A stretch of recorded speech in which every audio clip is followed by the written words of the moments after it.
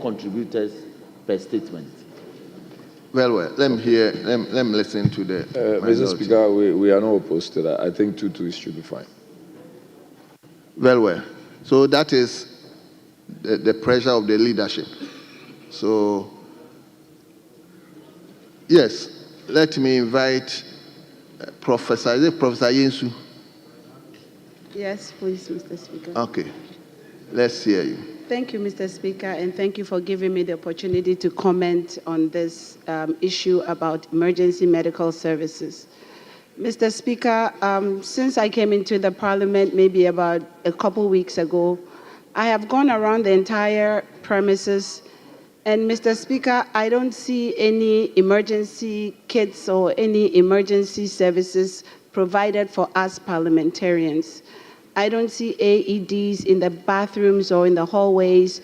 And the other day, we also saw the former president's ADC, who fainted in the chamber, and the way the ADC was actually carted away was actually not per standard of care.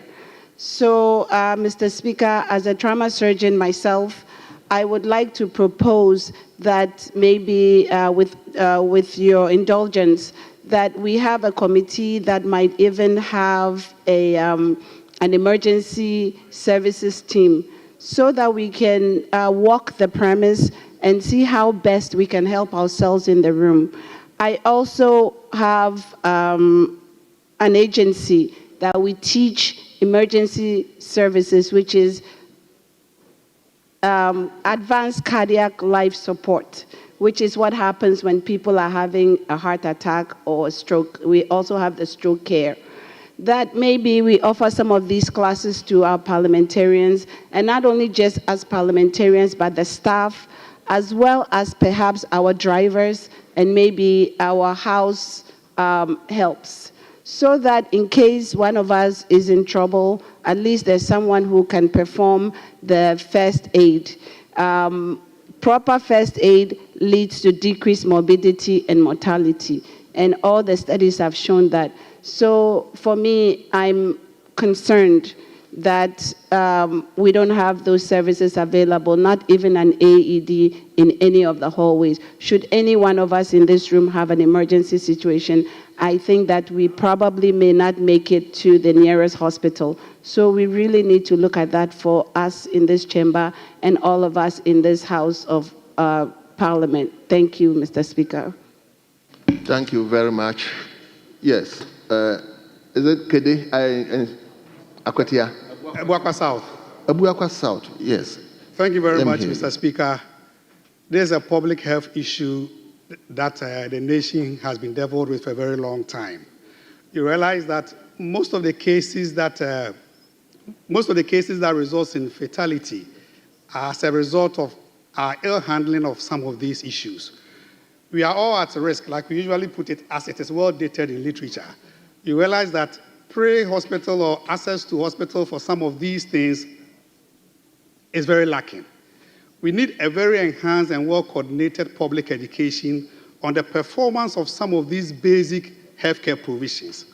I want to believe that it was in relation to this that the erstwhile administration of the MPP began the process of procuring an ambulance for every constituency. This was to increase access to healthcare, because before the MPP came to power, ambulance administration was not something that was quite popular. Let's grant it without admitting that this was just a mantra. I want to believe that all of us are at risk.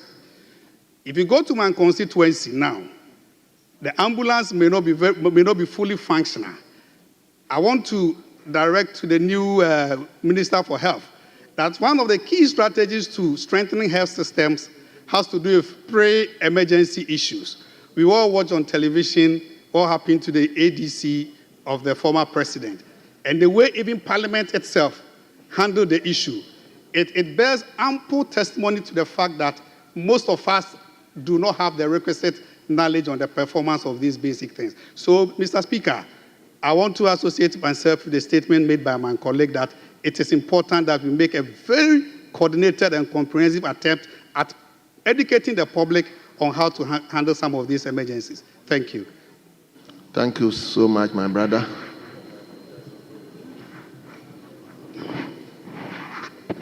Yes. You mentioned your name and your constituency. Right. I would like to know you. So, Thank you, Mr. Speaker. I'm Emmanuel Kofi Intekuni, Pro West constituency. Yes.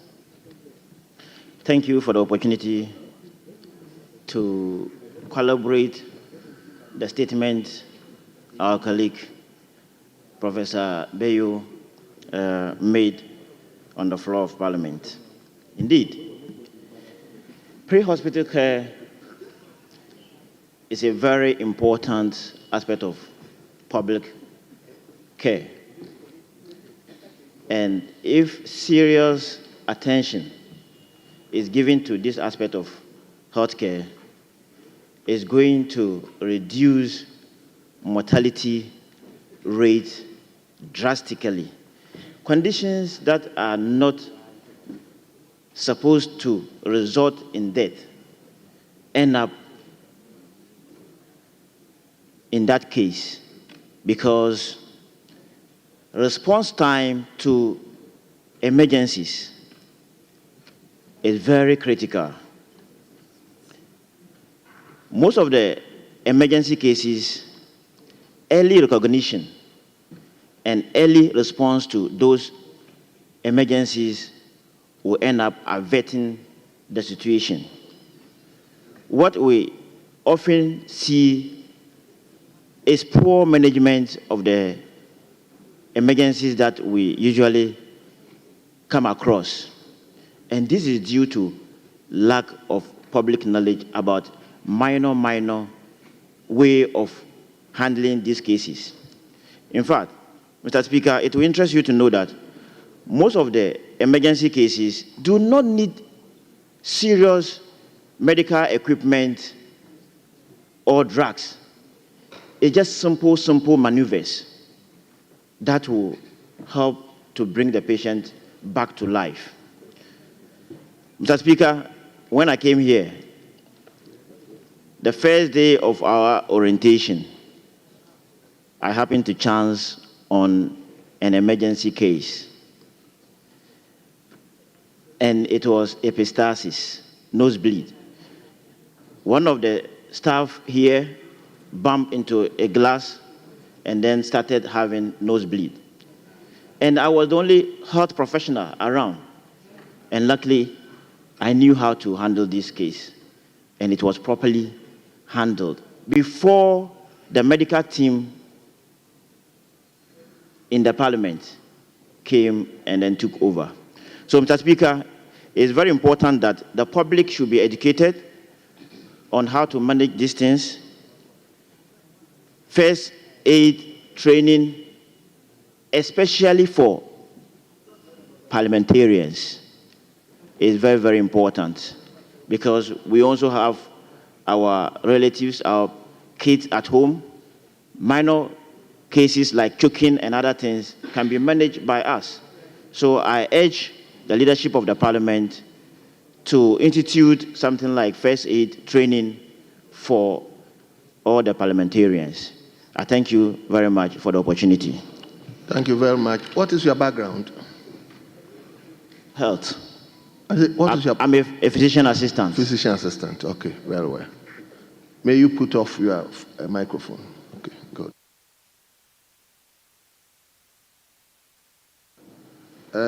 Is it Dapa? Yes, let's hear you.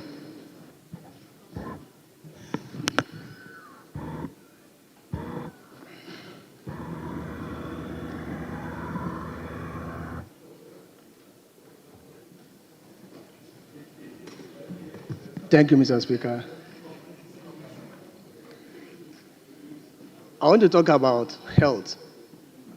Now, when you come to, I'm here for the good people of Afano Southwest. That is my council district. Mine is to do with the health sector. Now, when we come to Afano, for instance, our ambulance is not functioning properly. And I know definitely we might have similar cases in the House. So I may urge the new health minister, once we've done it before, across, we set a very exemplary life by giving or issuing every constituency one ambulance. And I'll be happy if there can be additional one ambulance to every constituency. So at least we can also combat the morbidity and then mortality rate of the good people of Ghana. Thank you, Mr. Speaker. Thank you. So you've taken the 2-2. Is that not? That is so, Mr. Speaker. So, okay, honourable members, let me take one more. Let me use my office to take one more. Yes, thank my you, brother. Mr. Speaker. Thank you. My name is Philip Fifi Bachman, Kwesimintim constituency. Kwesimintim, okay. Yes, Mr. Speaker. Just brief.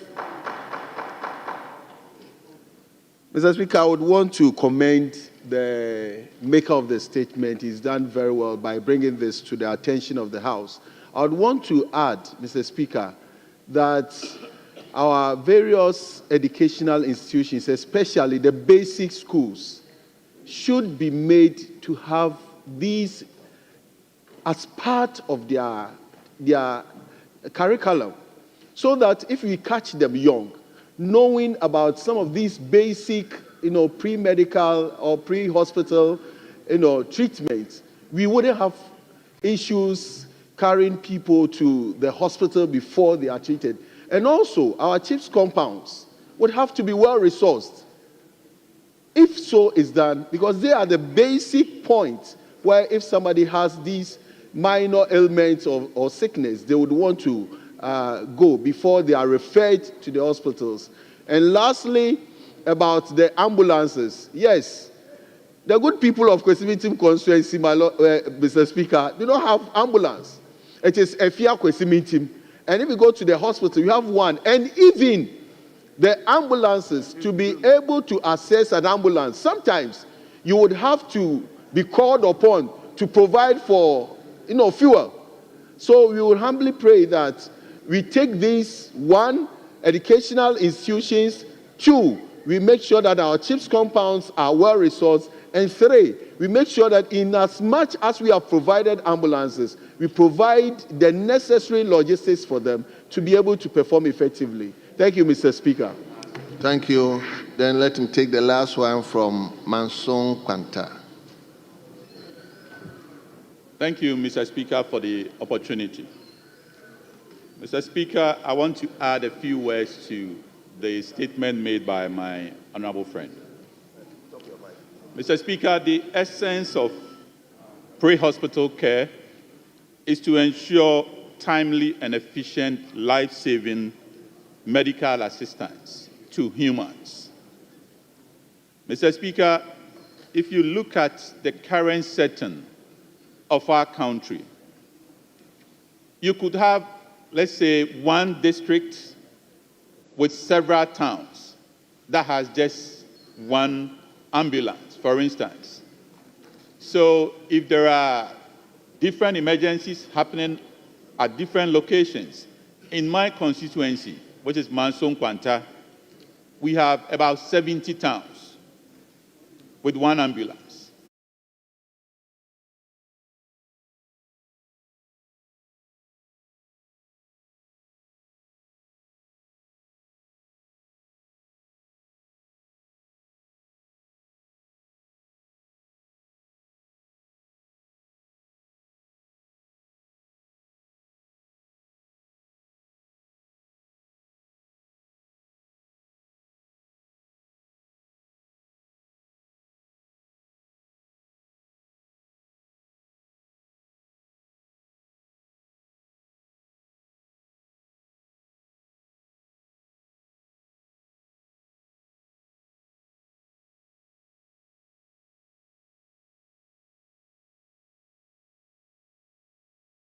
To look at similar ways to address this big issue. Some of them being mobile clinics. So like I said, some of these districts, wide in nature, not easy to access, we should have some mobile clinics across. We might not have all the resources, but at least some satellites across to be able to address and handle emergencies. We should be able to have some digital records such that a health officer somewhere can easily access the records of another person in a remote area. It shouldn't always be by physical means, because sometimes it is just not possible. So, Mr. Speaker, we should look at technology in addressing these, especially in our rural areas. And I believe this will help us to some extent, address the issue of pre-medical health, which is a big issue in our country. I thank you, Mr. Speaker, for the opportunity. Thank you. Thank you very much. So we'll bring... Yes. Speaker, just to seek your guide again on this matter, are we including leadership in the numbers per each statement? I'll leave it with you if you want to say something. Yes, are you minded? Okay. My position is that today I want to give it to the first timers. Okay. So if even you are here, you are a second timer or third timer, and you have a statement with me, I will not give you the opportunity. I'm giving the opportunity to only the first timers. So if I had my own way, even leadership, you exclude yourself so that we get opportunity for. Speaker, all good. It's just for the guide. Okay. Yes. Thank you. Very well.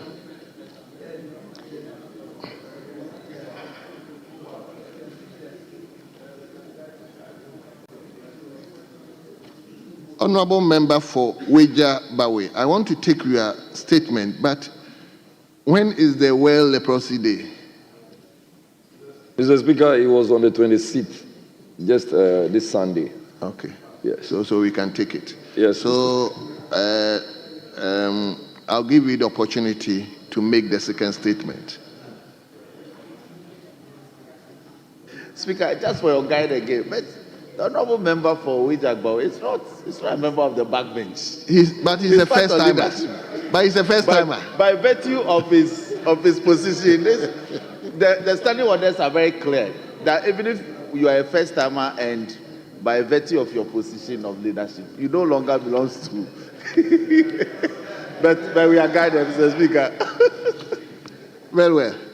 So can we waive that?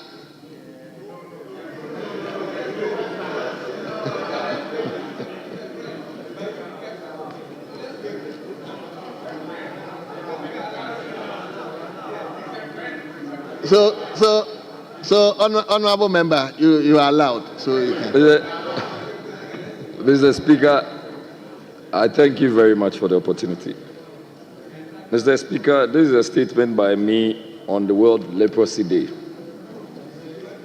Mr. Speaker, my name is Jerry Ahmed Shaib, the Member of Parliament for Wejagbawe constituency.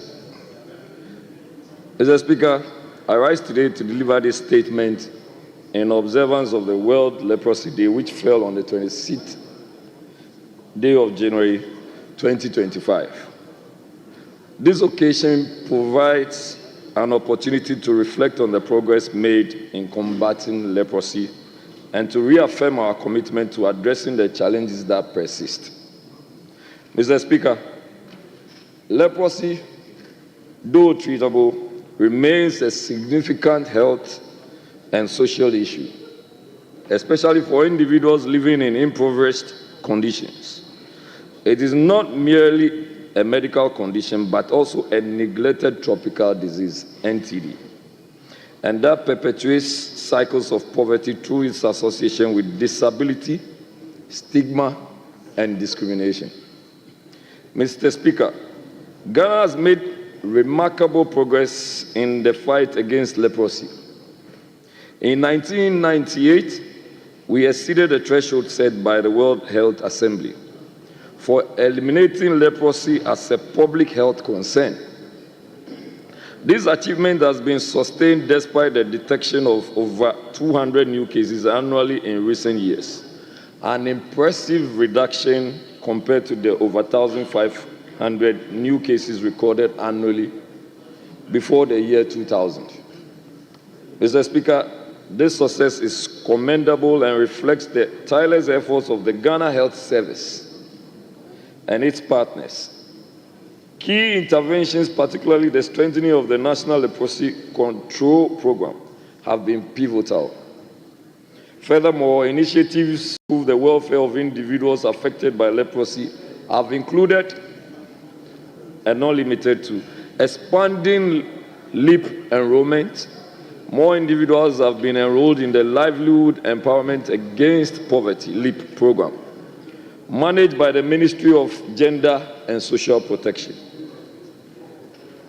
Doubling the LEAP allocations, Mr. Speaker, the daily allocations under the LEAP program has been increased from 1 cedi to 4 cedis.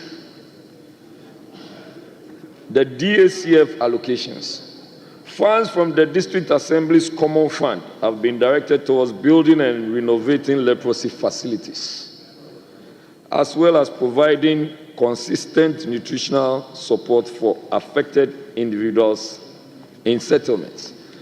Mr. Speaker, the leprosarium in Wejagbawe currently needs a kitchen to that effect. Ongoing district interventions, efforts to stop the transmission of leprosy in all districts are actively underway. Mr. Speaker, despite this commendable advancement, much work remains to be done to eradicate leprosy entirely and to improve the quality of life for those impacted, as we know. Since 2003, leprosy has been classified as one of the neglected tropical diseases, primarily affecting vulnerable populations living in poverty.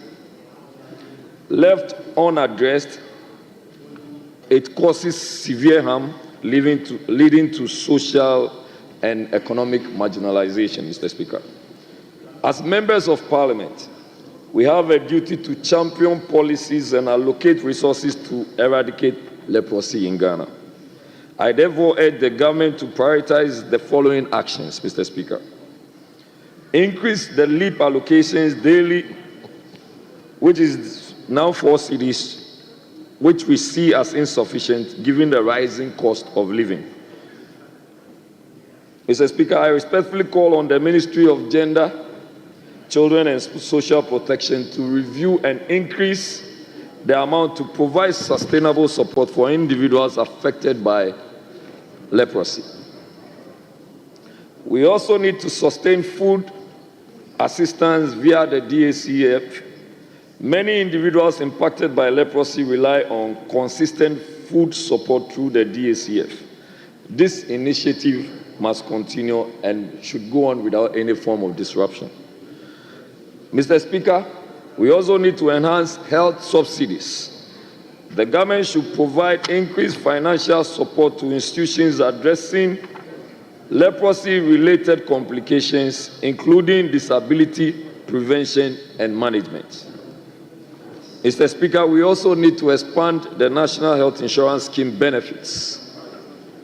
The National Health Insurance Scheme should broaden its coverage to include comprehensive care for leprosy and other NTDs. We also respectfully need to boost funding for leprosy interventions. We call on the Ministry of Health to allocate additional resources to the Ghana Health Service to implement targeted measures aimed at eliminating leprosy and other neglected tropical diseases, Mr. Speaker. Mr. Speaker, the fight against leprosy is not merely a medical issue. It is also a matter of social justice and inclusion. Those affected by leprosy must not be subjected to stigma, discrimination, or economic disadvantage.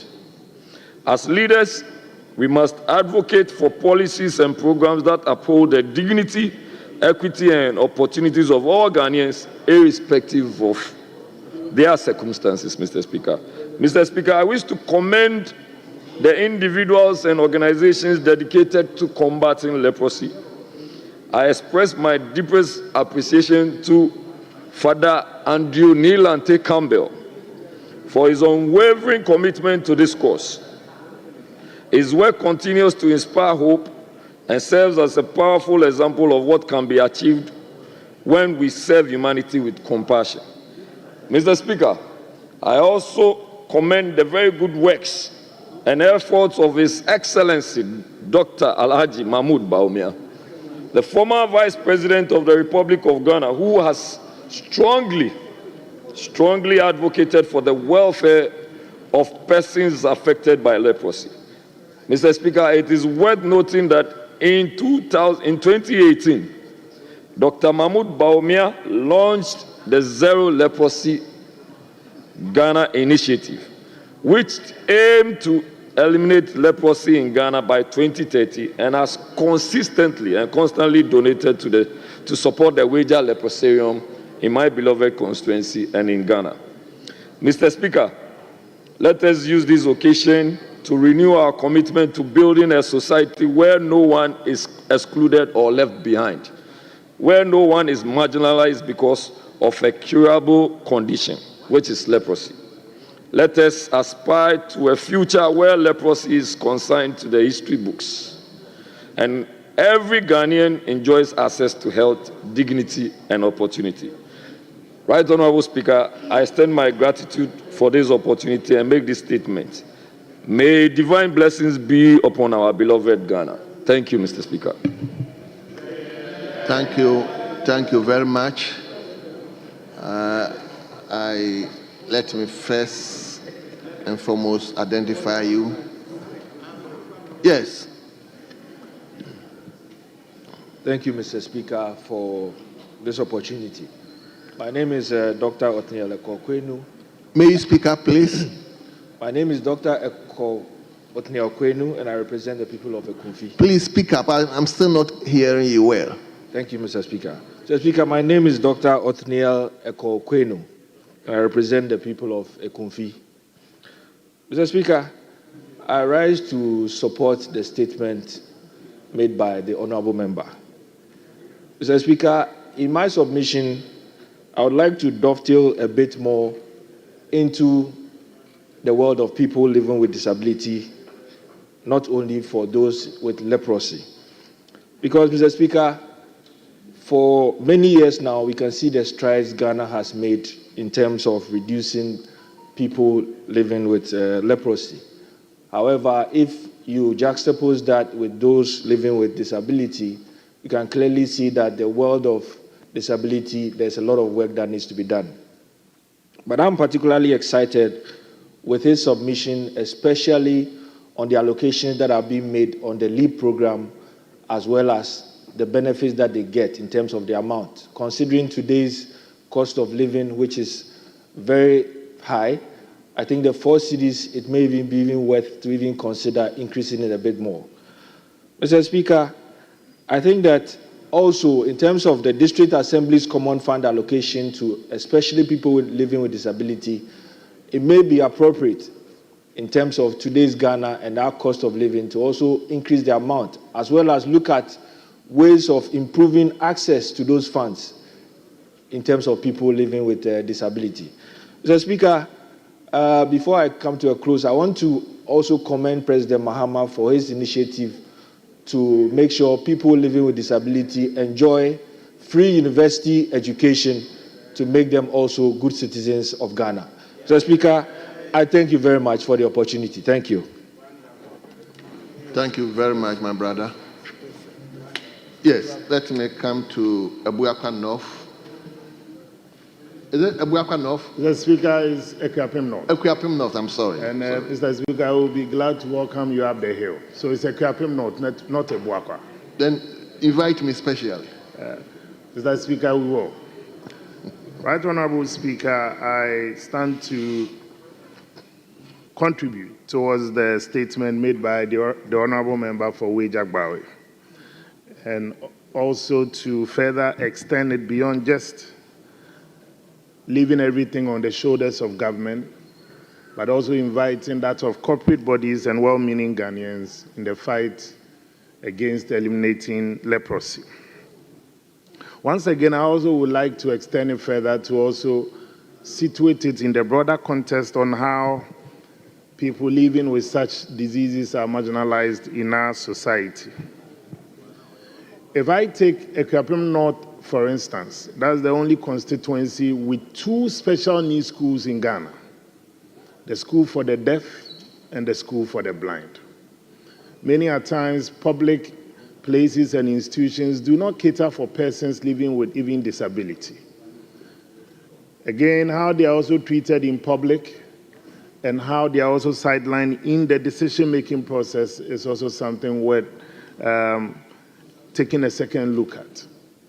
So as we talk about eliminating leprosy, which is also one of the neglected tropical diseases, I also would like this august house to also help support effort in making the situation of persons living with disability, at least, if not comfortable like ours, also for them to also have that decent living and support from all of us.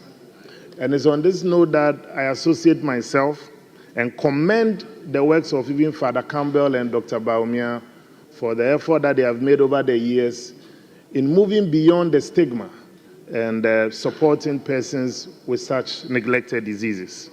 But Mr. Speaker, I would like to also respectfully that you use your high office to help also champion the cause of the disabled and the special needs people in our country. In many of these public institutions, when you go, even the ramps for persons with disability to even get access to some of these high places, they are non-existent. And then also helping us fight the stigma associated with their condition. So yes, the honorable member from Wager has made this clarion call, but I would like to contribute further that we also consider the plight of these persons with disability as well. Thank you, Mr. Speaker.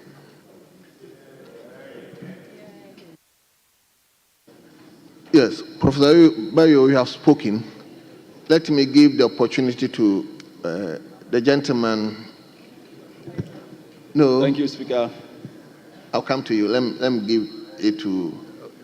Yes. Thank you very much, Mr. Speaker. Your name and your I'm Thomas Anaba, Garu constituency. Garu, very well. Yes, please.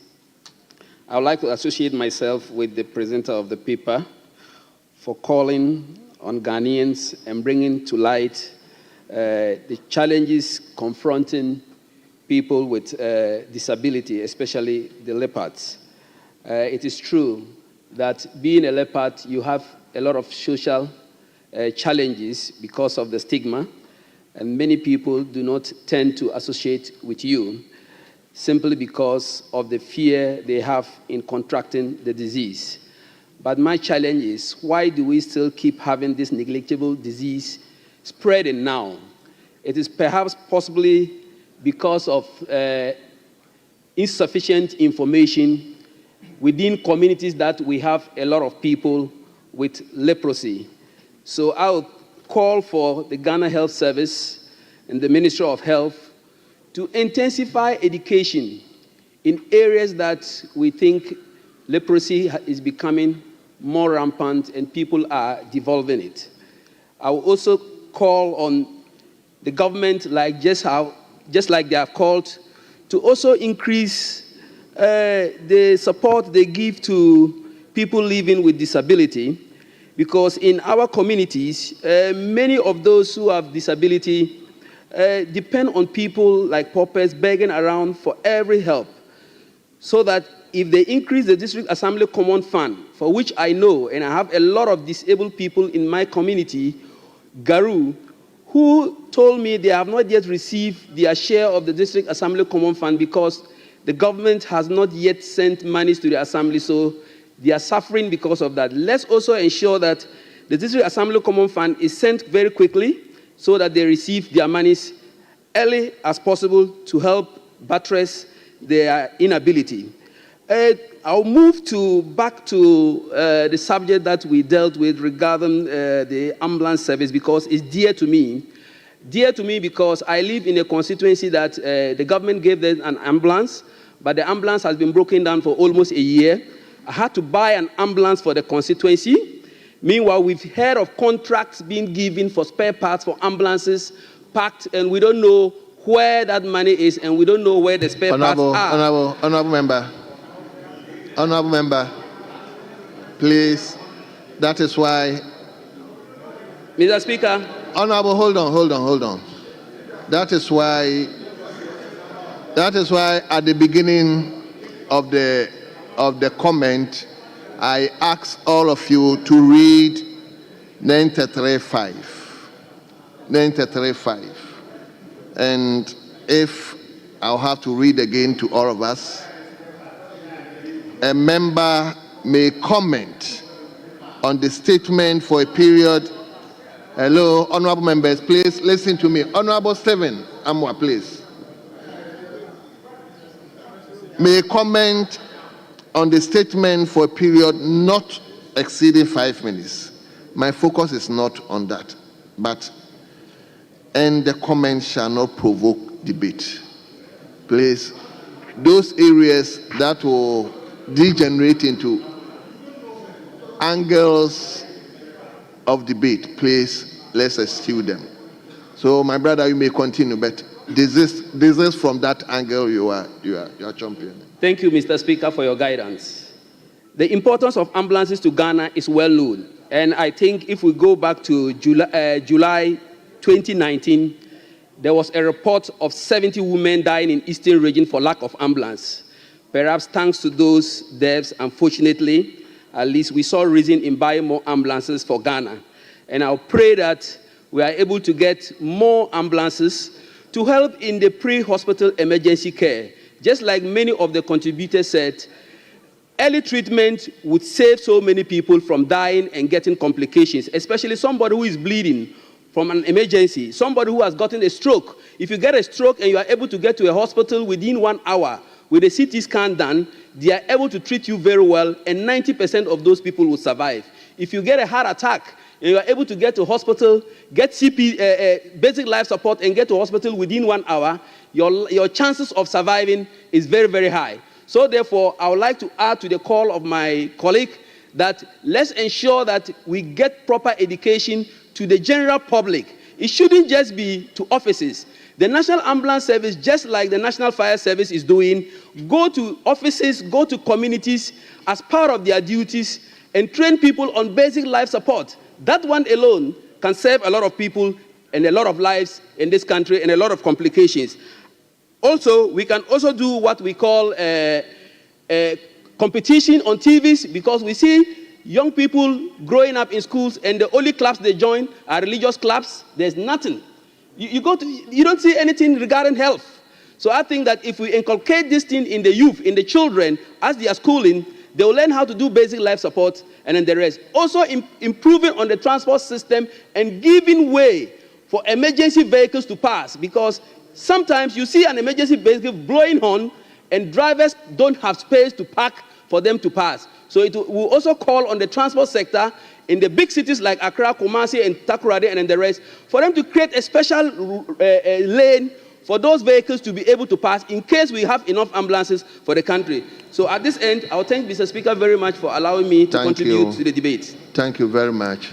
Now let me go to Odotobi. But honorable member, are you a first timer?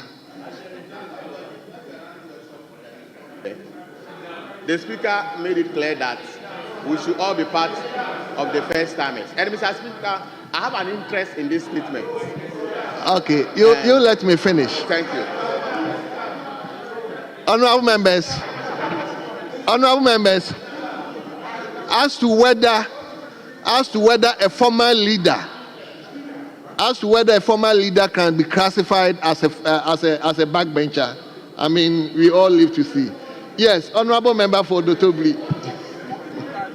Thank you very much, Right Honorable Speaker. I associate myself with the statement made by Honorable Member for Weja Bawe. Mr. Speaker, from the statement and from what I personally know, a lot is being done And for that, I commend the Ghana Health Service, together with all individuals, ensuring that this disease would leave our land, eradicate leprosy. I also commend them for the gains they've made in terms of monies being paid, etc. But then there's one aspect regarding people with disability that is being disregarded. We have laws protecting them. We have laws prohibiting discrimination against persons affected with leprosy, not just leprosy, with disability in general. We realize that when it comes to taking care of their health, a good job is done. They're sent through rehabilitation, etc. But then we haven't gotten to the point where we have eradicated leprosy and a lot of these disabilities, which means that laws like the Human Rights Act, laws like the Disability Act, please let the backbenchers be heard, Mr. Minister. Yes, so we have laws that we are not making good use of. And I mentioned two laws in particular. One is the Disability Act of 2006, Act 715. The other is the Human Rights Act 1999, Act 584.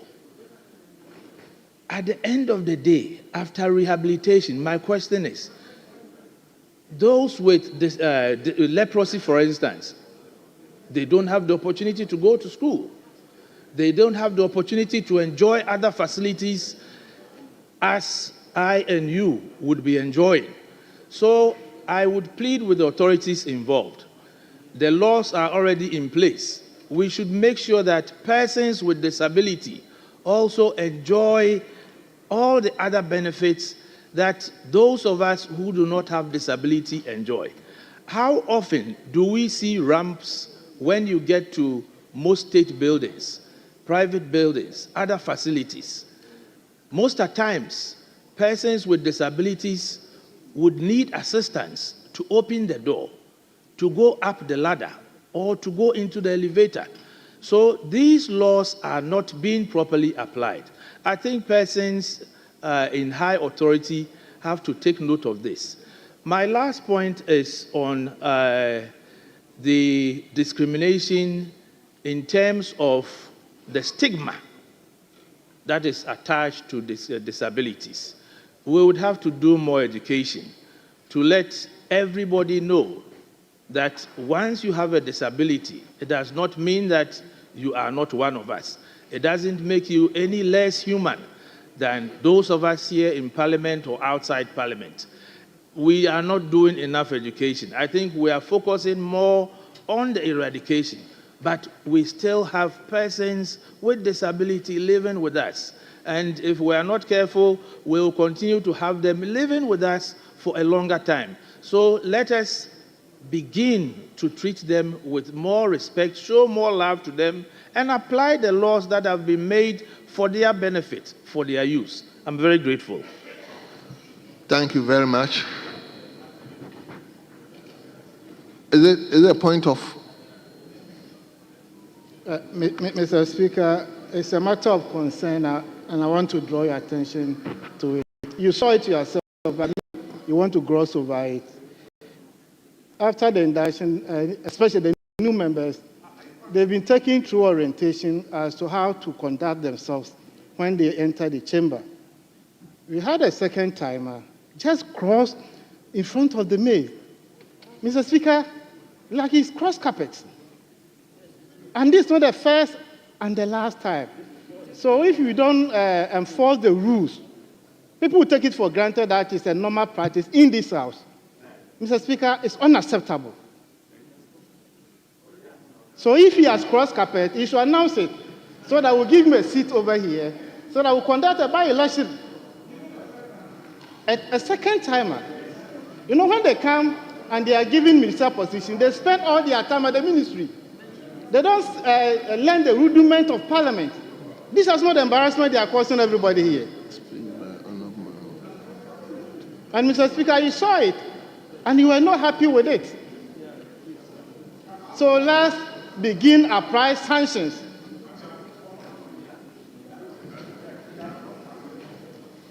You were not here. So what do you want to speak to? When the incident happened, you were not here. Yeah. Go to appointment committee and vet nominees. Thank you very much, Mr. Speaker. Yes. We've taken notice of it. I think we will make appropriate announcement to that.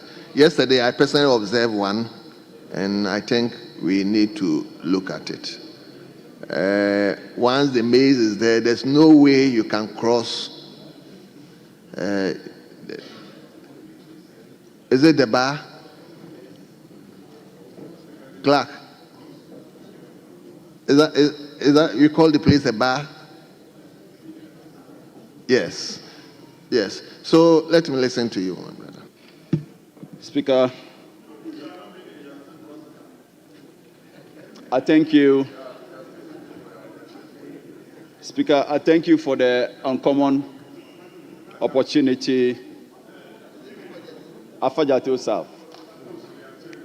And then I particularly, Mr. Speaker, I particularly wish to elect you for high praise for your relentless commitment to boosting the morale of those of us who are fresh in the House. We hope to step up the plate. Whilst at that, Mr. Speaker, I would like to commend the maker of the statement, the respected MP for Wejak Bawe, and to fully associate with the statement made. Mr. Speaker, literature has taught us that a staggering figure of 200,000 individuals have been infected annually by leprosy worldwide. This means that 200,000 more people are made potentially disabled each year. 200,000 people potentially face stigma each year. And I think as a world and a country, we must rise up to the occasion. Mr. Speaker, of crucial concern to me is our pretentious attitude as Ghanaians. In Ghana, the only name that is synonymous to leprosy is Reverend Father Andrews Campbell. Even a child in my village knows him, and they'll be able to tell you this is the Lone Ranger, or the only person who advocates relentlessly for issues concerning leprosy. Mr. Speaker, Father Campbell is an Irish and a Ghanaian at the same time. The question is, what happens to the rest of us? We can do more. We are a people who are highly religious, and yet we do not show so much compassion when duty calls. I call on all of us, especially respected honorable members of this august House, to do the needful. And Mr. Speaker, as a nation, we cannot, and I say we cannot, say that we are unable to find reliable and sustainable sources of funding for this particular disease. It is possible. This one, I must underline that this one alone is possible. It is possible for us as a Ghanaian to find a reliable and a sustainable source of funding. Mr. Speaker, the stigma is another important aspect, and I think now is the time. We need to go back to basics, right from our basic schools, right from our cultural setting, to boost education. Education is key in this respect, and I employ the House to take a stage in that. Thank you for the opportunity. I'm really, really grateful. Thank you. Thank you very much. Yes. Thank you. But you are part of majority. Yes, on count. Okay, yesterday I didn't give you the opportunity, eh? I'll give you the opportunity. Yes. Thank you. I shall return. Thank you, Right Honorable Speaker. I will admit that I'm not a backbencher, but I have a special interest in this statement because in the past, the whole northern zone, lepers are housed in Pandai. And we have one of the biggest leprosarium in a place called Nkanchina in the Pandai district. So it is this that is giving me the encouragement to also add my voice to the maker of the statement to say that these are a group of individuals that need a lot of attention.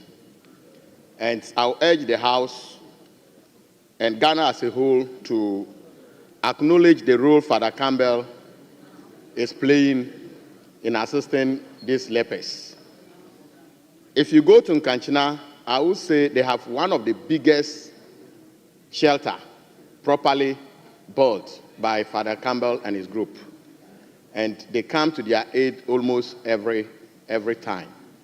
And I personally, when I was here and when I left, I always made sure that I contributed my quota for the survival of these people.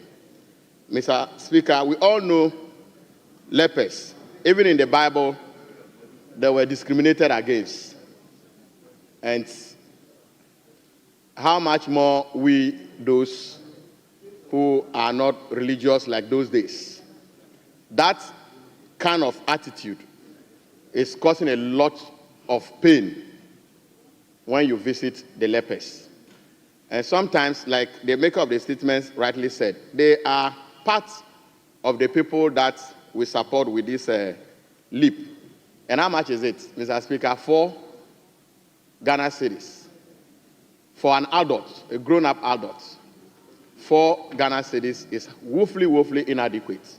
And the assembly is supposed to be those giving them some kind of support. But, Mr. Speaker, I really don't see that much. I don't see that much. And I will wish to place on record that we all make a call, a big call, to the district assembly to try as much as possible to take care of these lepers.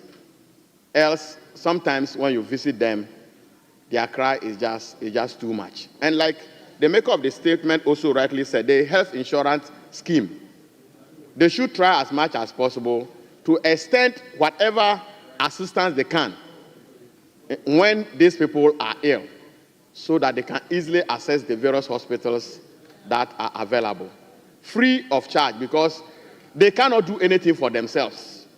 Absolutely nothing. Sometimes when you see them, they are completely off. They cannot hold anything important.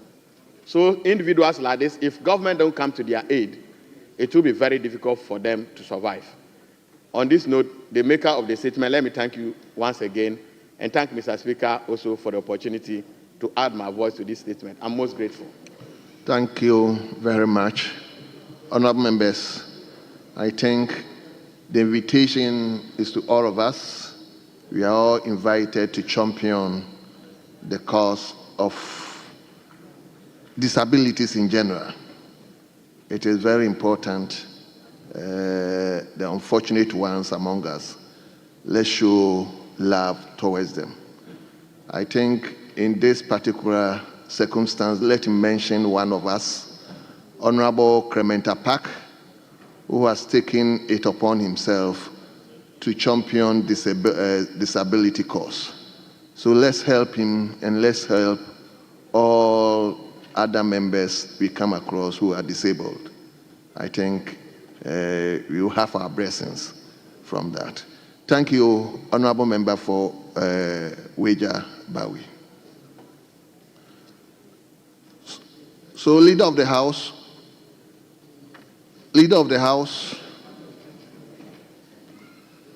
should I continue with my course, or you want to make your statement first? I shall allow you to make your statement first. First timers, I'll come back to you. The Leader of the House would like to make a statement, so I'll give the floor to him.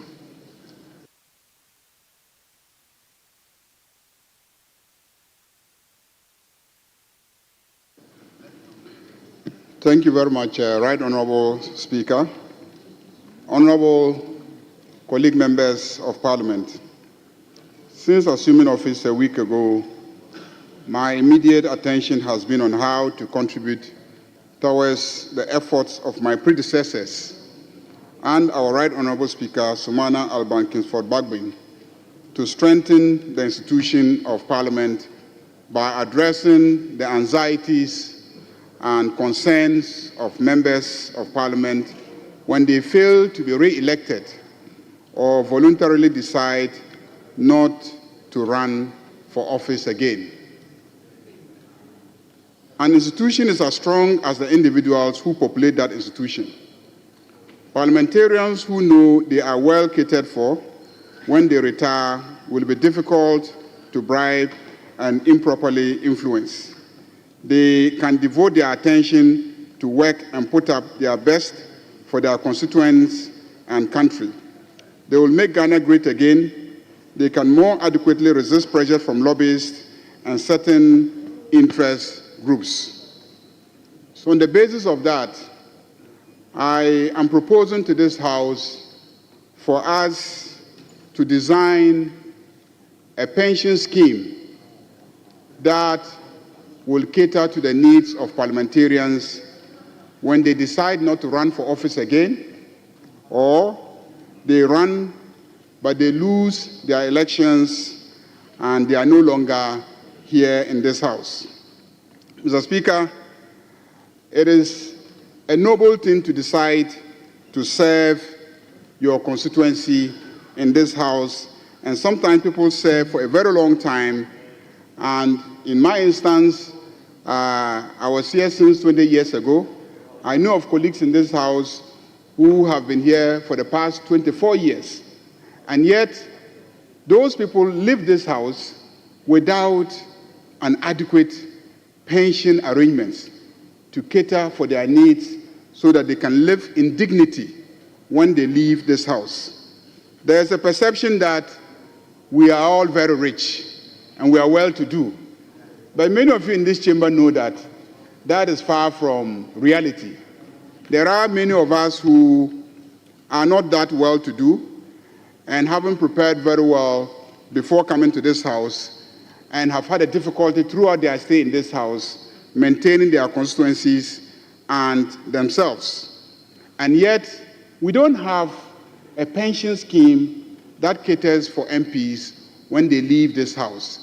Some MPs leave this House and within months, sometimes not years, most MPs leave this House and within a very short period of time, when you meet colleagues outside this House, they are in a very miserable and deplorable state.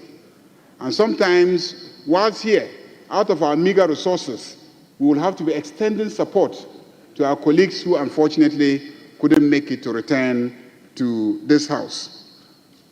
Some parliaments have mechanisms and schemes that they use to support parliamentarians. And so we are looking at establishing a committee of this House to look at all the available models of schemes that are used as pension schemes for parliamentarians when they finally leave this House. We have models in the UK. The UK has a Pensions Act, an MP's Pensions Act, which has a scheme that has a benefit package for MPs. It is drawn out of contributions from individual members of Parliament, and then contributions from the Exchequer, and then they have different benefit packages for MPs depending on how long they have stayed in the House and at what age they have retired out of Parliament. We also have a model not far away on the African continent in Kenya. And Kenya also has a model that is partly funded from the state coffers and then contributions from members of Parliament. Here in Ghana, we want to establish a scheme, but we don't want the pensions of members of Parliament to become a burden on the taxpayer. And so we are proposing to design an MP's pension scheme that is going to be funded from carbon credits, revenues from carbon credit. We believe that the carbon credit market is one that has not been fully explored by Ghana. And so if we put in place the right infrastructure for carbon credit markets, and we put members of parliament in charge of ensuring that all the policies and programs that enable Ghana to gain so much from trading in carbon credit in the international market, some of those revenues can go into the pension fund of members of parliament. And because members of parliament will be benefiting enormously from that fund, then all members of parliament, including past members of parliament, will become more devoted to all the measures that need to be put in place in order to deal with emission challenges, carbon emission issues, and environmental sustainability policies and programs, ensuring that we become a greener economy, ensuring that we diversify our energy sources, and ultimately all that would earn us more carbon credits. And in the process, we'll be gaining more money from the carbon credit revenues, and then with our commitment to put some of it in the pension fund of members of parliament, parliamentarians will be able to retire on a very decent pension. Mr. Speaker, this is the proposal that I have for this House, and I want to move that this House considers and adopts this proposal for us to set up a committee which will study all the available options, bring us concrete proposals for us to set up an MP's pension fund scheme that draws resources largely from carbon credit revenue. Thank you very much, Mr. Speaker. I so move. Thank you very much, Leader of the House. Yes. This time around, I may invite members who are seniors. Not to say I wouldn't invite any newcomer, but this discussion is very inclusive. So let me give the opportunity to what? Speaker, just by way of guidance, let's agree on the number of contributors. Yes, it's important. You just spoke as a freshman. Now you are up as a senior. Speaker just recognized you as... Okay, you've abandoned that.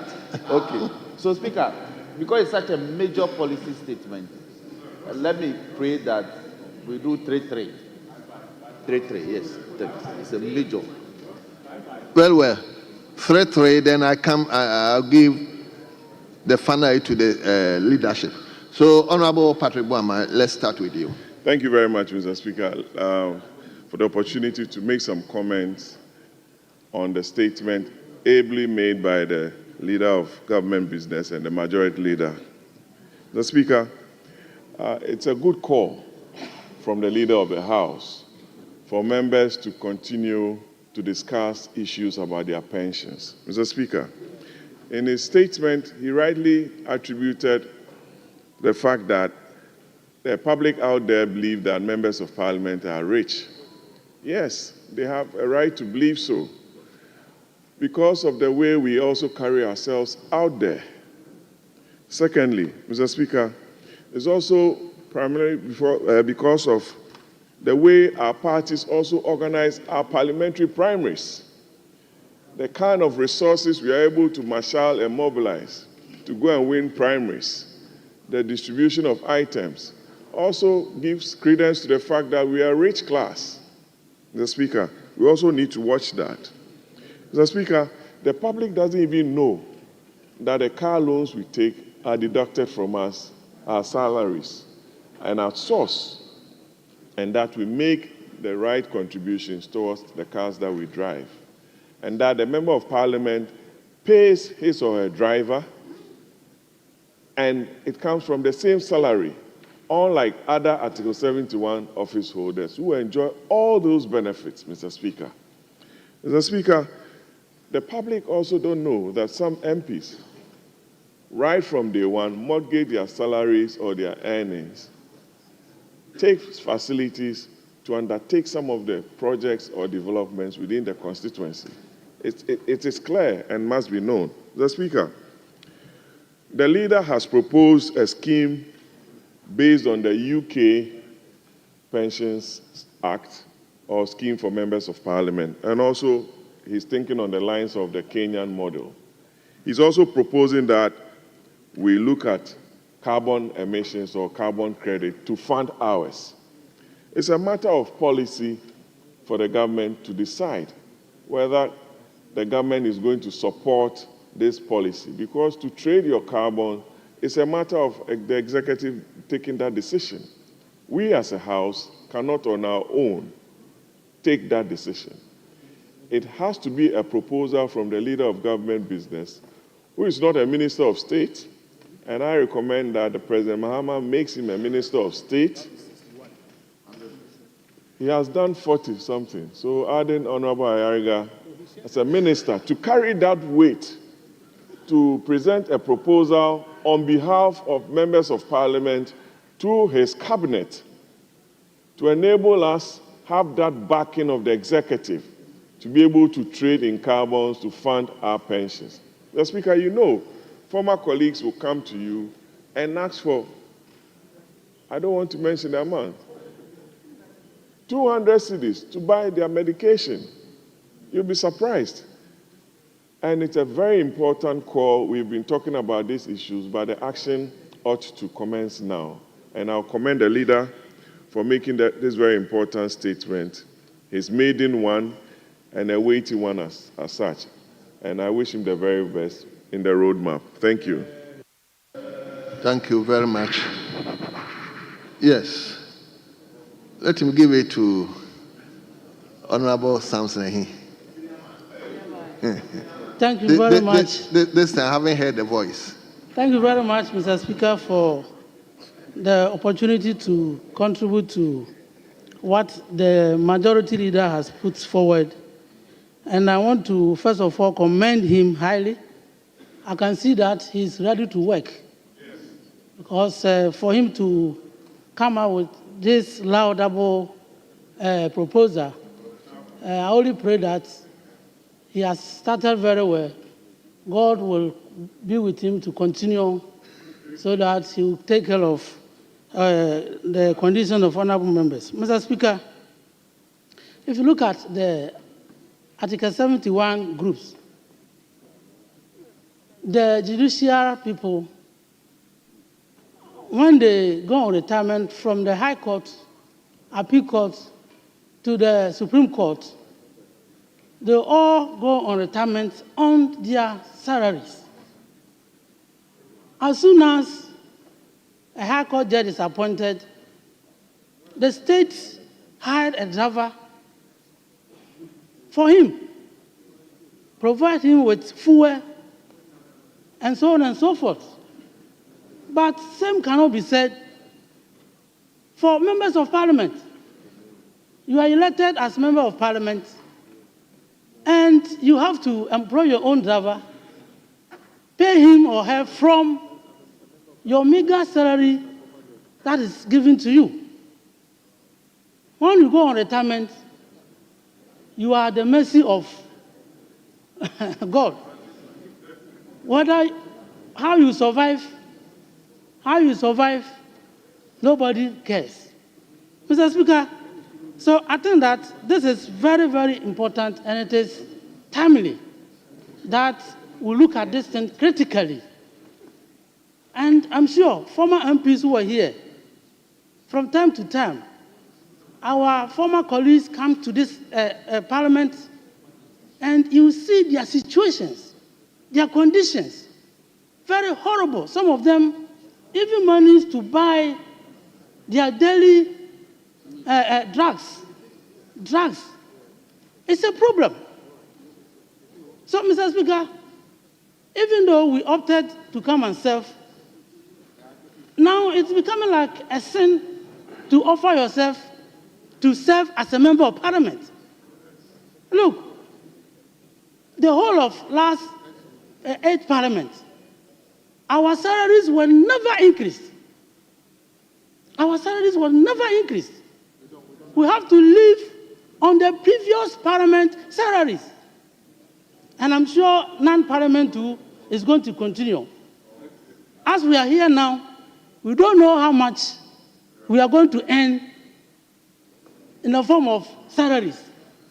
So why should we be treated this way? So, Mr. Speaker, I think that we should take this matter seriously, and that committee should be constituted today to start work today, now, so that we'll know how much we're going to contribute towards it and allow the state to also provide a seed fund, sort of, so that at least we are assured that tomorrow, if you are no more in Parliament, there is something for you to live on. Mr. Speaker, I have been here for 20 years already. I've been here for 20 years, but I don't have any security. If I should leave Parliament today, I don't have any security to guarantee how I'm going to survive in this country. So I want to commend Harry, the majority leader, for this proposal. All of us must embrace it and ensure that it comes to realization so that tomorrow, today is not, you are in Parliament, so you think that you don't need it. But don't forget, the way that you came here, in the same way that you live here. So let's all come together and then support this proposal so that tomorrow, when we are not more in Parliament, we can also get something to survive on. So with these few words, Mr. Speaker, I want to thank you and thank Majority Leader for this proposal. Let's all welcome it and accept it and support it so that at the end of the day, we have something ahead of us when tomorrow we are no more members of Parliament. Thank you for the opportunity. Honourable members, I saw a lot of people trooping in. Is it because of the topic? This gentleman just came in and he is on. Okay, you hold on. I'll come to you.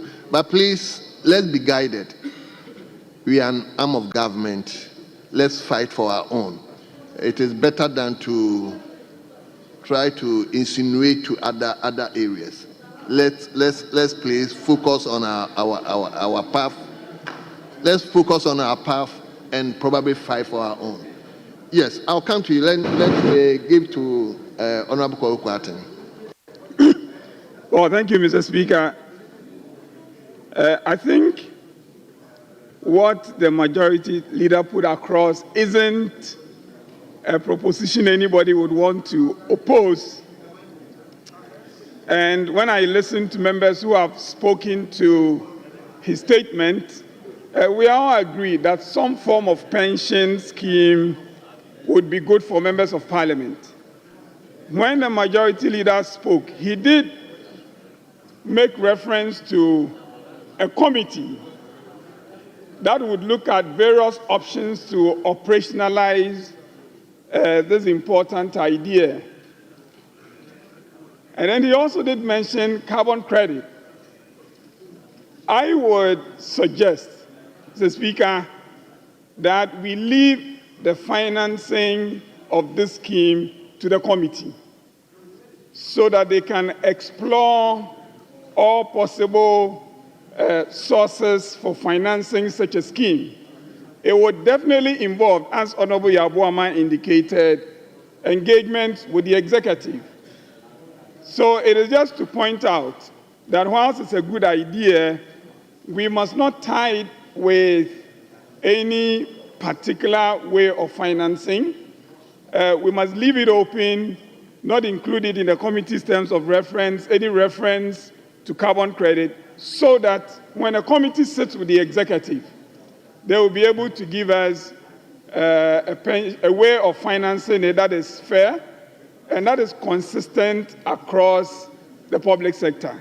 I thank you, Mr. Speaker. Thank you very much. Yes, let me give our mother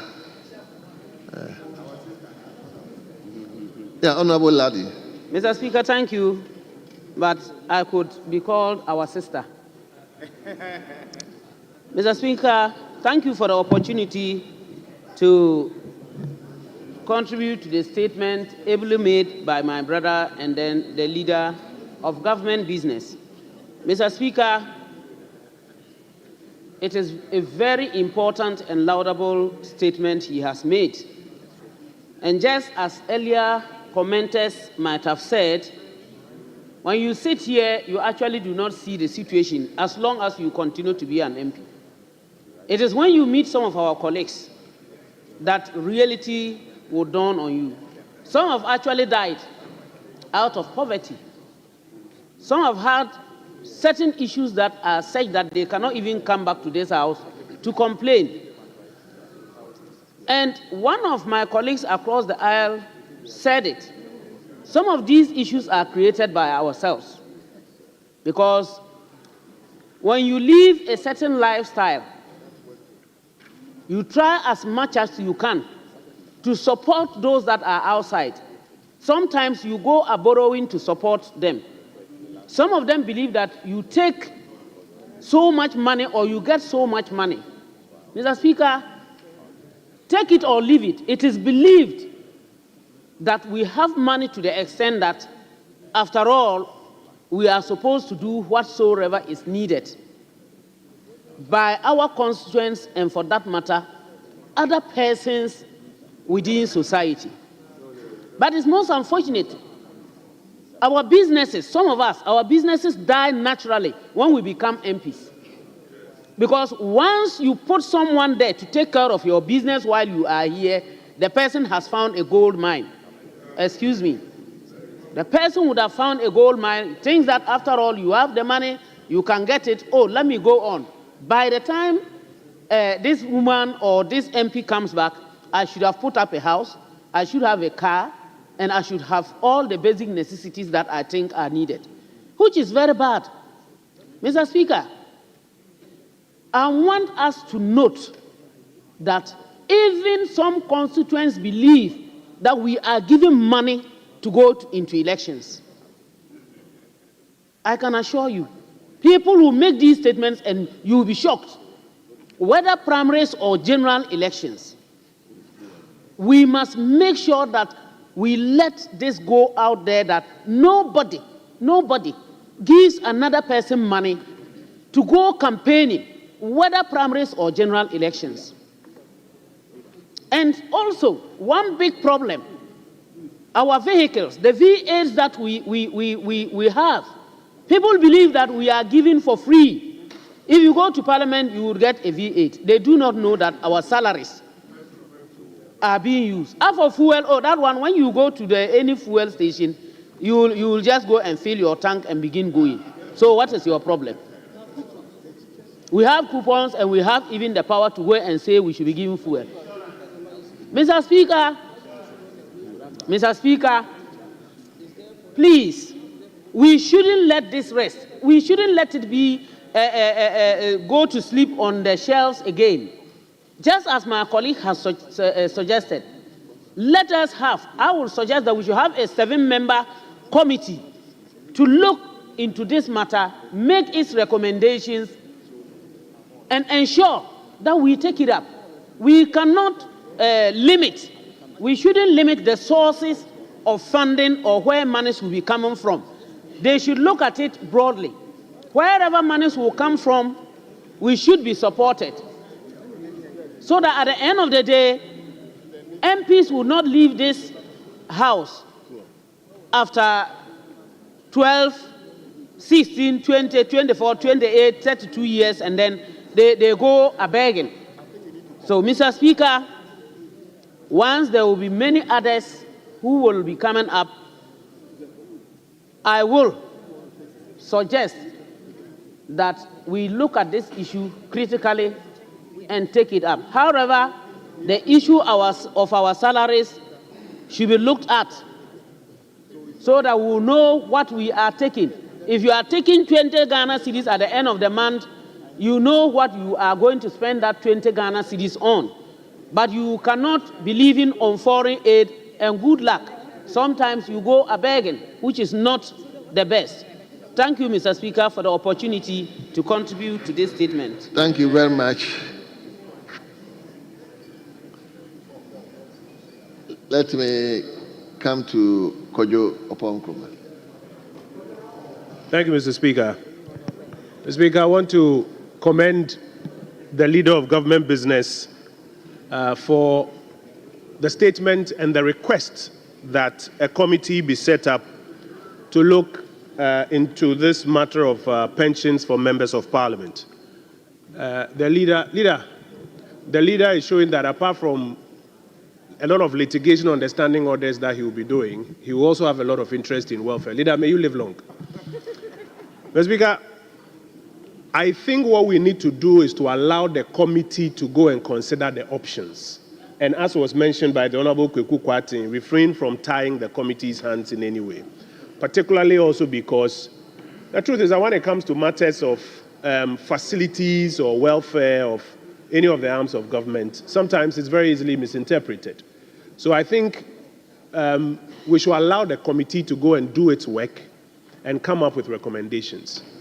But to the extent that some preliminary suggestions have been made on the floor, please permit me to disagree with some of my colleagues.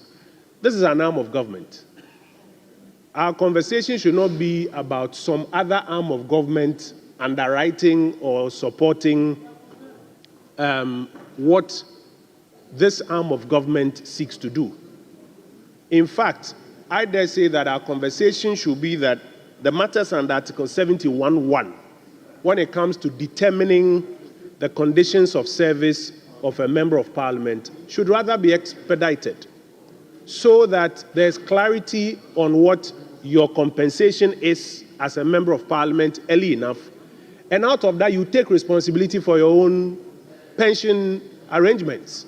We are asking ordinary people, business people, civil servants to plan for their financial future and to take responsibility out of their own salaries for taking up whether life insurance policies or other things.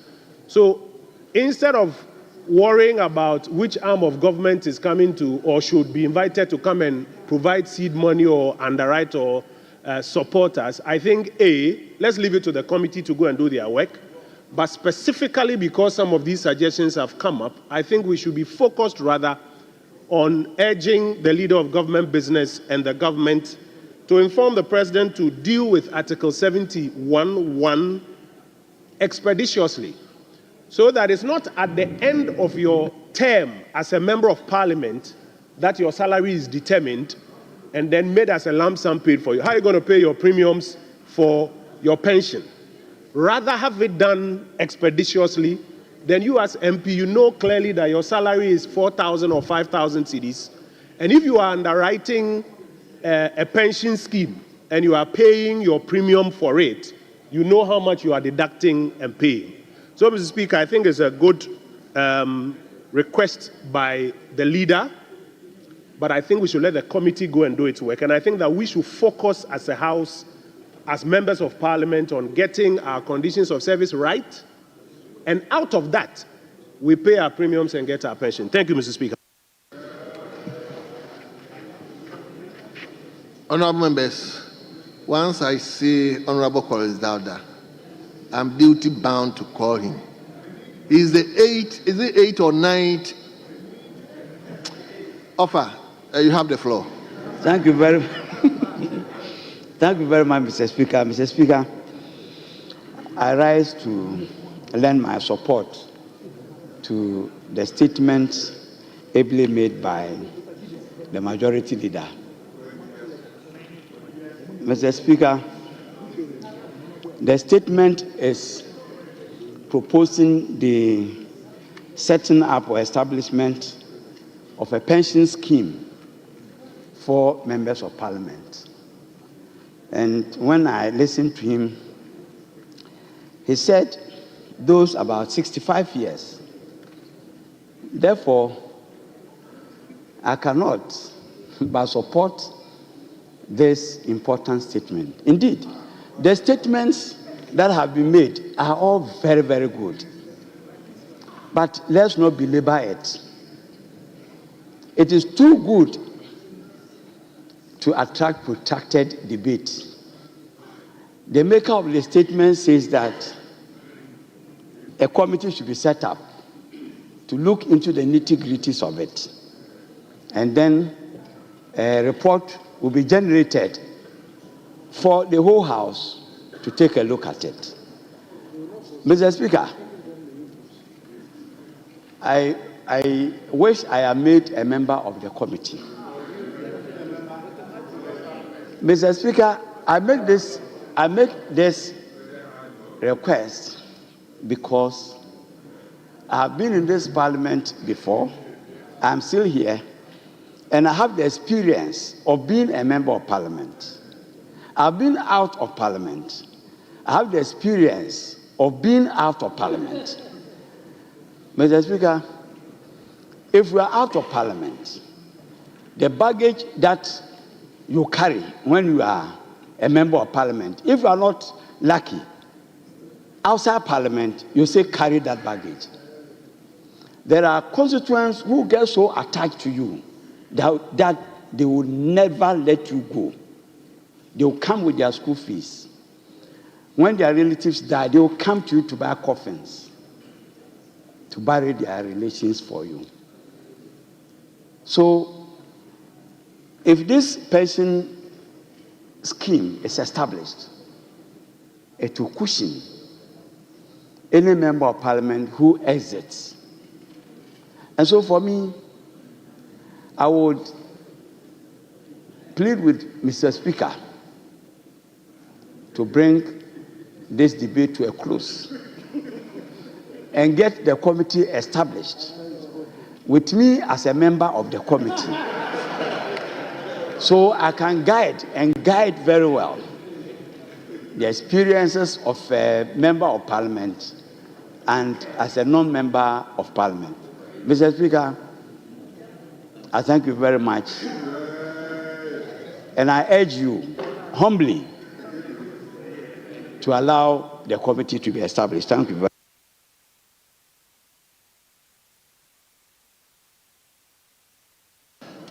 Yes, let me give the opportunity to a first timer who, for obvious reasons, is also part of the group. It's like Honorable Collins Dada started from 1993 and is still here. So let's also get the side of someone who has just entered. So, Honorable, is it Mahama? Yes, please. Yes. Thank you, Mr. Speaker, for the opportunity.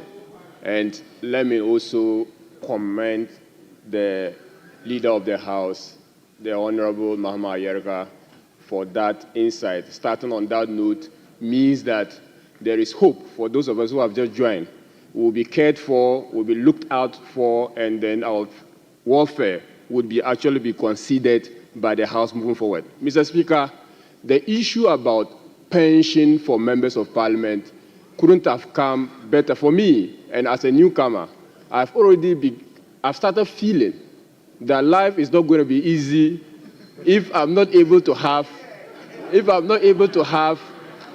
a secured pension after whatever tenure I have served in this House.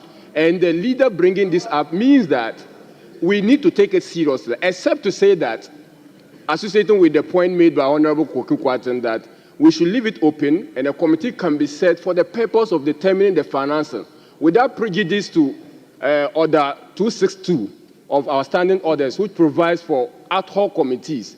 There is also a committee of the House Committee, which deals with matters of welfare of members. Order 222 of our standing orders makes provision for that. And I would think that we should rather defer the issues about the welfare discussion, including the pension, to that committee as a standing committee of the House, so that it will deal with that matter exhaustively, whilst we leave the financing bit to technical members of the House to help us with. So this is my submission on that, Mr. Speaker. Thank you very much. You see, you know why Honorable Anodompe is running into the chamber. Yes. Let me listen to. You are part of leadership. So let me listen to Honorable Suhini, then I'll come to leadership. Thank you very much, Right Honorable Speaker, for the opportunity to contribute to this very important statement made by the Majority Leader and Leader of Government Business. Mr. Speaker, I wish to first of all commend him for this laudable initiative. Mr. Speaker, however, I wish to remind the House that in the 8th Parliament, this same conversation was had on the floor, leading to you, Mr. Speaker, who was in the chair on that day, to instruct that a committee be formed for a similar tax. Mr. Speaker, unfortunately, the 8th Parliament died without any action being taken. Mr. Speaker, I can understand why perhaps little action or progress was made after the conversations which led to you instituting a committee. Because this conversation is a tricky one, especially for 7 members of Parliament. The assumption out there is that as members of Parliament, we are entitled to free fuel. We are entitled to free electricity. We are entitled to free water. In fact, we are entitled to free vehicles and free drivers. That's the expectation out there. And on top of that, we are paid huge sums of money at the end of every month. That is the perception out there. A perception that is very, very difficult to confront. In fact, we are even told sometimes that we are fed breakfast and lunch, full chicken, when we work here. Mr. Speaker, perhaps it is because I have had cause to say in private discussions that if you are not naturally a giving person, if you are not naturally one who is willing to share whatever you have, it may be very difficult for you to succeed in politics, especially African politics.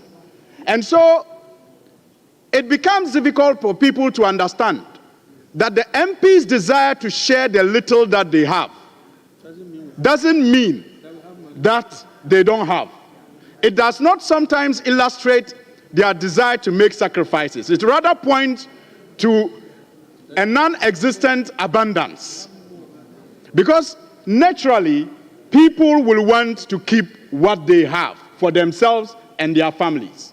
And so if you stand as a member of Parliament and maybe by nature, by your upbringing, you are prone to giving and you give so much to society, it is forgiving and forgivable for society to begin to think that you are giving that much because you have so much, when the reality is that it is just because you have elected to serve. And so it becomes an embarrassment in some cases, even when you fail to serve. And so whatever you will do within your limited resources to serve, you do it. Mr. Speaker, I have said that sometimes the lifestyle of living 7 members of Parliament can be likened to, figuratively, a pipeline that transmits water into your house. The pipeline is deceived into thinking that it is full of water until the GWCL locks the tap. And then it realizes that it is just a dry pipe without water. And that's what happens to many members of Parliament when they leave this place. In the course of 7, because of the opportunities that you have here, you may begin to even feel wealthy and look wealthy. But once that tap is locked, then the reality dawns on you. And like our senior colleague said, the reality only hits you, the one who feels it, not those who have been dependent on you, because they continue to think that you still have that opportunity to serve. And it is true that we have all faced it in our lives. You meet members of Parliament And sometimes the shameful request, I call it shameful because it is demeaning of their status that they make of you, will get you thinking about your future in this house. So, Mr. Speaker, I agree with the leader of government business and the majority leader that it is an important thing for us to do.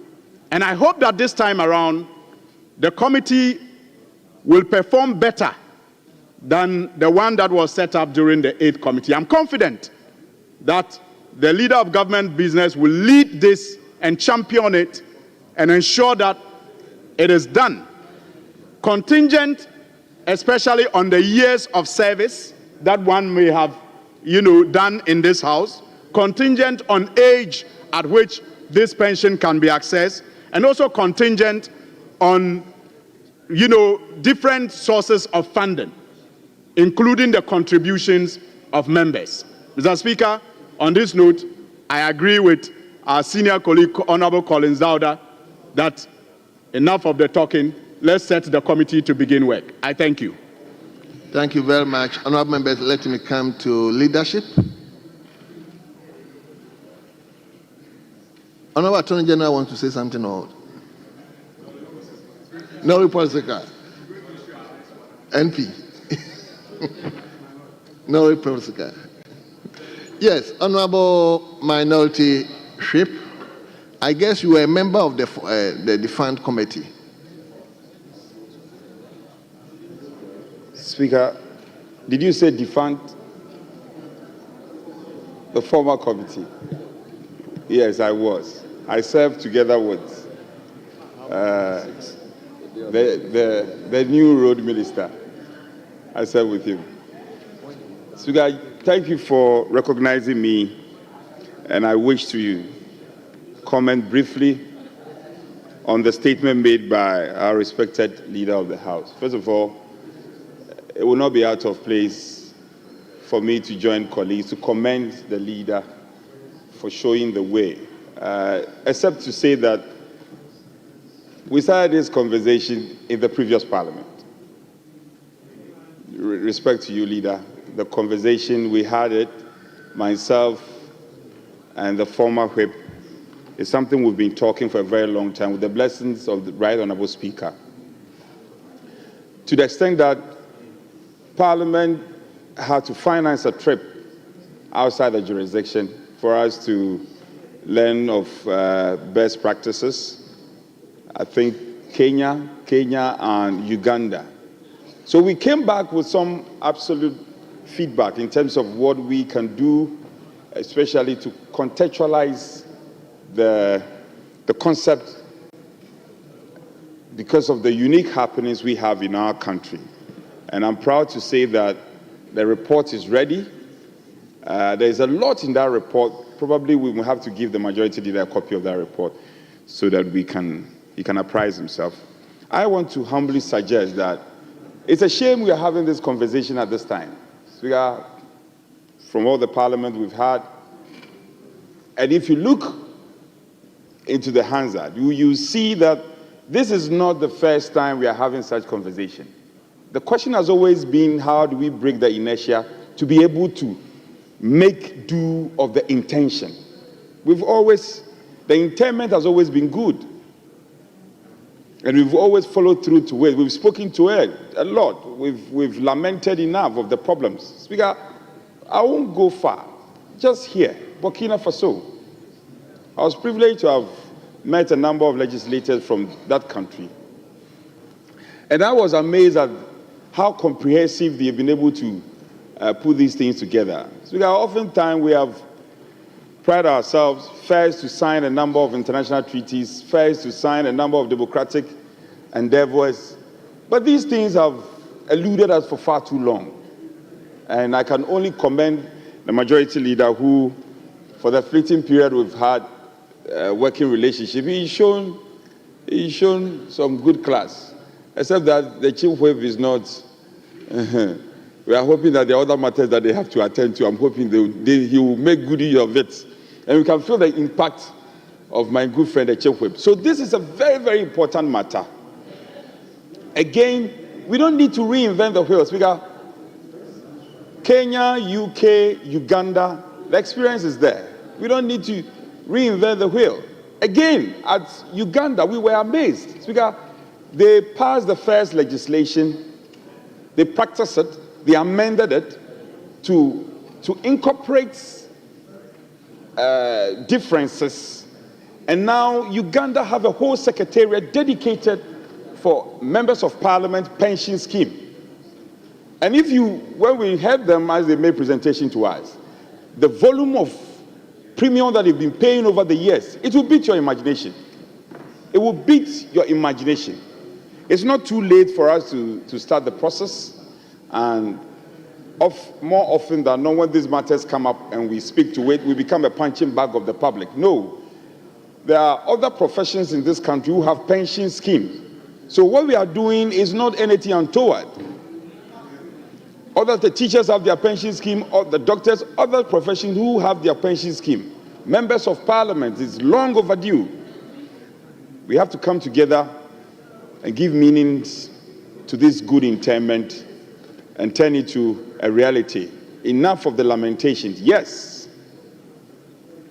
The last parliament, Speaker, anytime we have to remember any of our members who have passed on, that the matter of welfare and pension will always come in, where we'll speak, we put on the ashes and tear our clothes and lament enough, and yet we go to sleep. This day, we should change the action lines and give all the support and turn it to a reality. And this will be, leader, this will go as a feather in your cap. Of course, all of us will take pride in it, but you have blazed the trail and led the way, and all of us will follow suit. We in the minority will follow you and make sure we get this thing done as planned. So, but the point you made on carbon credit, I find it quite interesting. I don't know if it's something that, it's worth considering though, but there are other schools of thought, there are other experts who say that because of the motion we had to go through as a country in the determination of the NDCs, the nationally determined contributions, there are protocols that are established for the usage of the carbon credit fund. However, it's for us to decide as a House and communicate same to the executive. We are the controllers of the country's purse. If it is so decide, we so decide that in the interest of us, and the interest of the representatives of the people, funding from the carbon trade should be rededicated to the welfare of members. Some portion of it should be rededicated. I think it's a welcome news, and it's something we have to look at. Speaker, having said this, I know there was a proposal for the formation of some member committee. I don't know what the pleasure of the majority leader is, if it is about 6, so we will know. Should we be, if it's 6, 2, 4, that's fine. I don't know what the criteria is, but I want to humbly suggest that on matters such as this, it's so fundamental that the whip should be packed. That's how I say it. I think the whip should be packed. It's obvious. We are now going to form, and there's no way we can leave the whips. I'm just suggesting. It's for the House to decide. So if it is 8, we'll think through. I don't know if the committee can be formed today. Leader, I don't know if you want it done now. If you want it done now, I may have to consult my colleagues and quickly we can do that. Yes. Speaker, so I thank you for the opportunity and I'm grateful. Once again, let me commend the majority leader for the show of leadership. Thank you, Speaker. Very well. Yes. Majority. Speaker, let me commend my leader for such a major policy statement. Indeed, it will lead to legislation, because when we back this with legislation, then we'll be properly guided in how the fund can be assessed when one's opportunity comes to benefit from it. Mr. Speaker, even the United Kingdom that we borrow nearly everything from, they only began in 1987. and with what they call the Parliamentary Contributory Pension Fund. And after the 2010 Constitutional Reform and Governance Reform Act was passed, they then brought what they called the Parliamentary and Other Pensions Act, Constitutional Reform and other regulations, and made it effective in October of 2011. So that is the regulation that governs the pension fund affecting their MPs, both the lower house and the upper house. Mr. Speaker, in Kenya, interestingly, Kenya began it before the UK. Kenya actually passed the first legislation sometime in 1983, and assent was given to the law in 1983, and the law became effective in July 1984. They subsequently, in 2012 and 2020, brought amendment to that legislation. And as recently as August last year, in 2024, they passed the amendment to bring some improvement to the law, so that, for instance, the office that handles the processing of the pension won't do so more than 60 days. They have only 60 days to process benefits when they are due. That's what the legislation, because one of the problems they were having was that when members are entitled, it took so long for the benefits to be processed. So the amendment was effected to the law to limit it to less than 60 days. Then, Mr. Speaker, you want to look at Tanzania. And Tanzania has a similar legislation in what they called the Political Service Retirement Benefits Act 2020 Cap 225.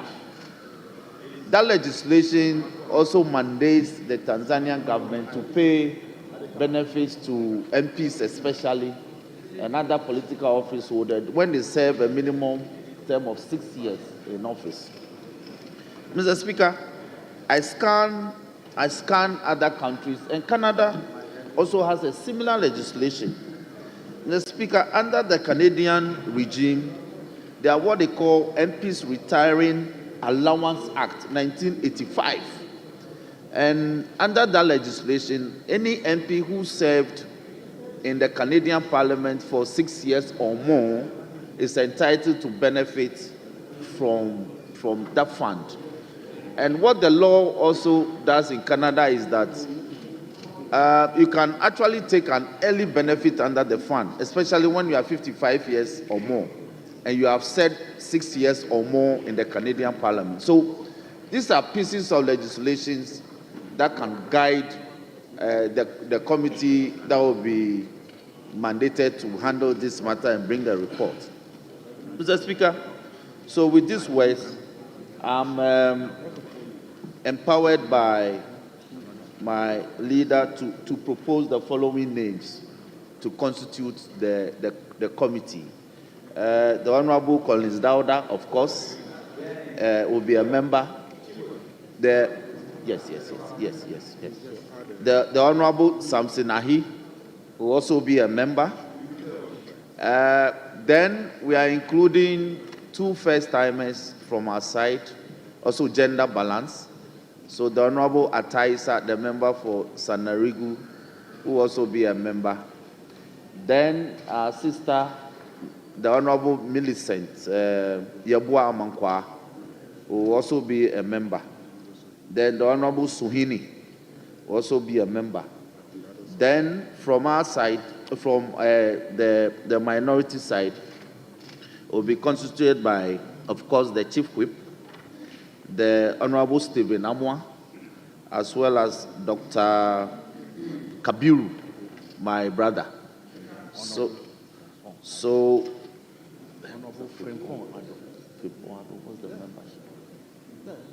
No, you have 3. We have 4. Okay.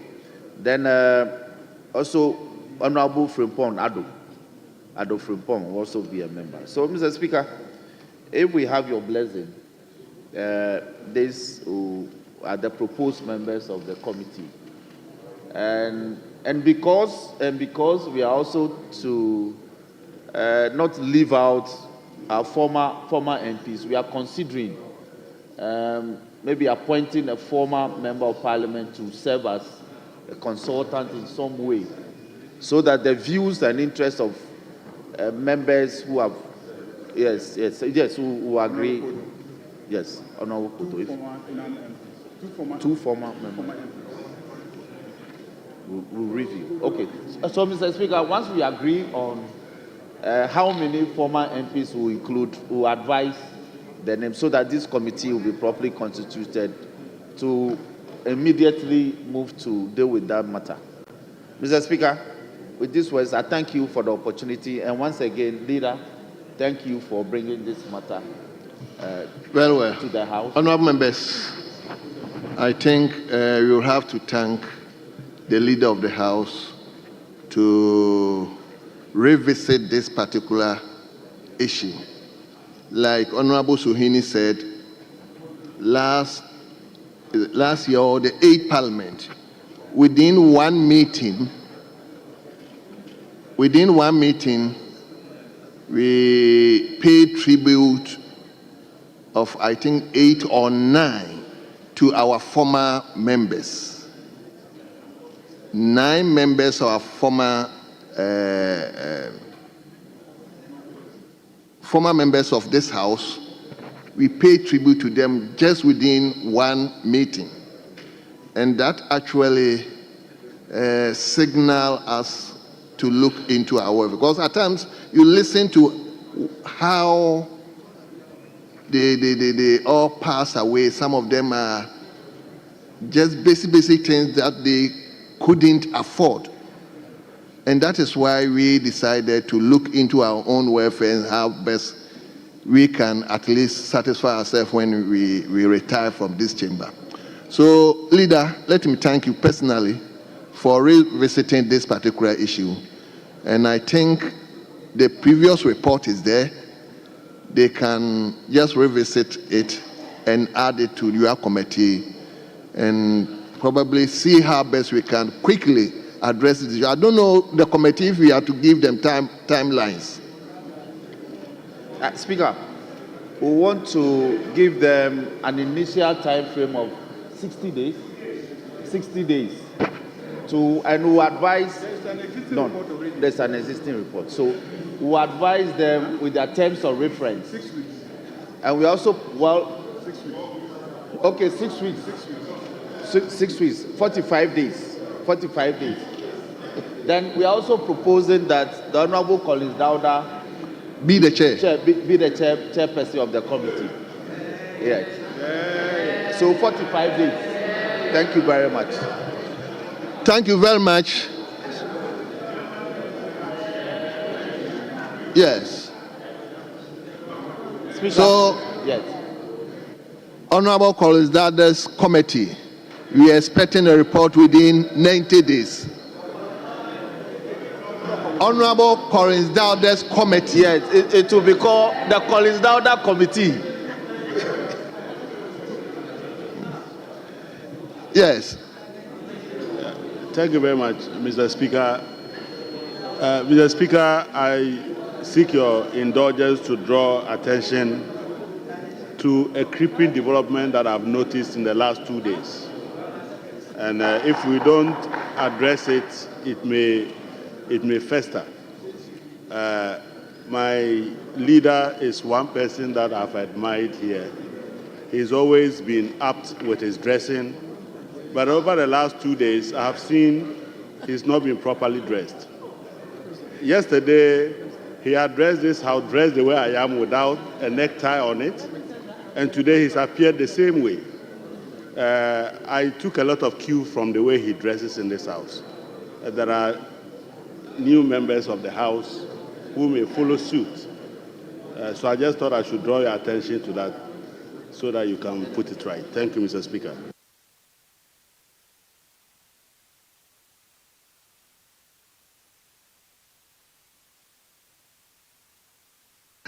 Yes, Minority Whip.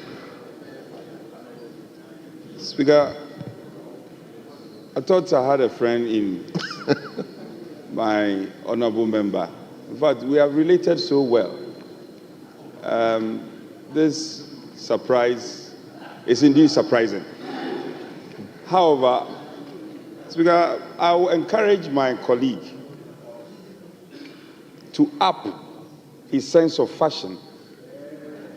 I will encourage him to up his sense of fashion. Speaker, I am spot on. Very spot on. In fact, I have a dependable wife who always directs me in terms of what to wear to this house. Very, very spot on. And I have my able lieutenant. Very, very spot on. So I can understand him. He has been waiting for too long. The news is not coming. It is coming. He should keep to prayer.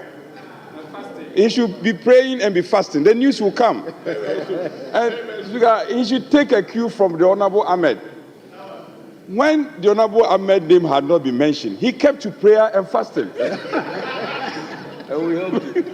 And eventually, the Honorable Ahmed's name came out. In fact, I sympathize with him a lot. He has been waiting for too long. And there are no signs. So, you should probably take a cue, and I'm sure for your dedication to this house, all of us are aware of your hard work on the Finance Committee. I'm not sure His Excellency the President will gloss over you, except that you have to keep to prayer and fasting. So I invite you to rule him out.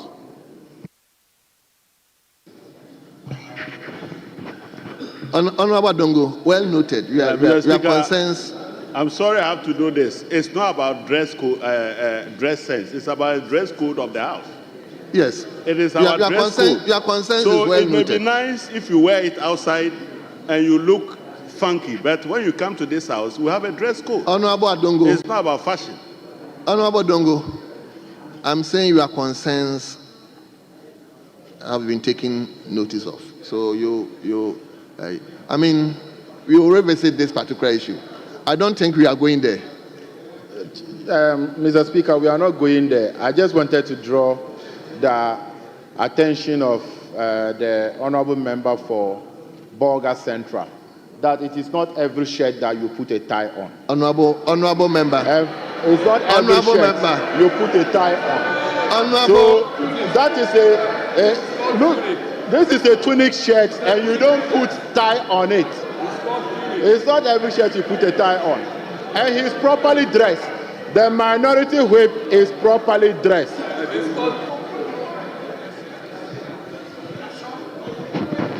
Honorable members, we will discuss this later on, please.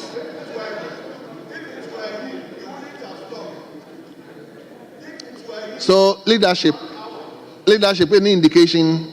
Should we continue with my backbenchers?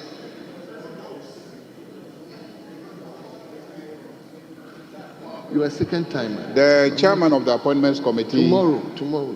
The chairman of the Appointments Committee wants to lay some report, the 8th report, and then come back and take.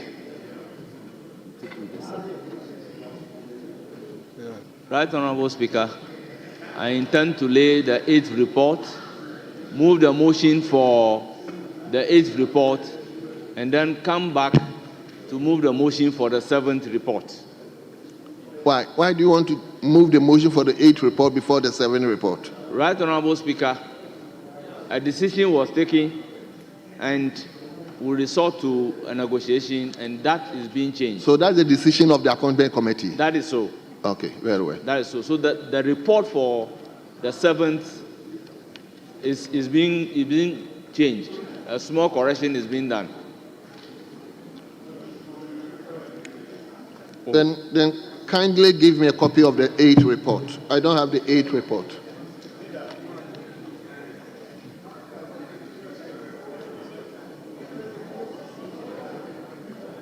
You people don't go.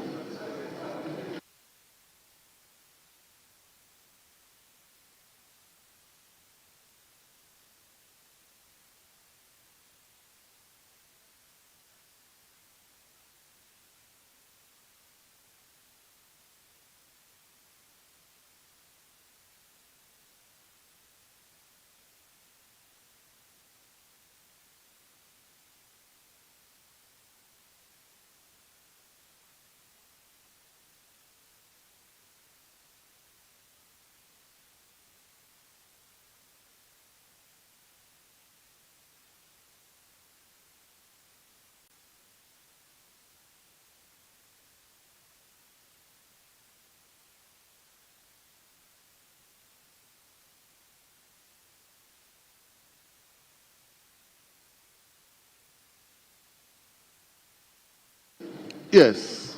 Speaker, with your leave and indulgence, just to find out from our respected leader of the House on a matter that was raised on the House floor by the minority side.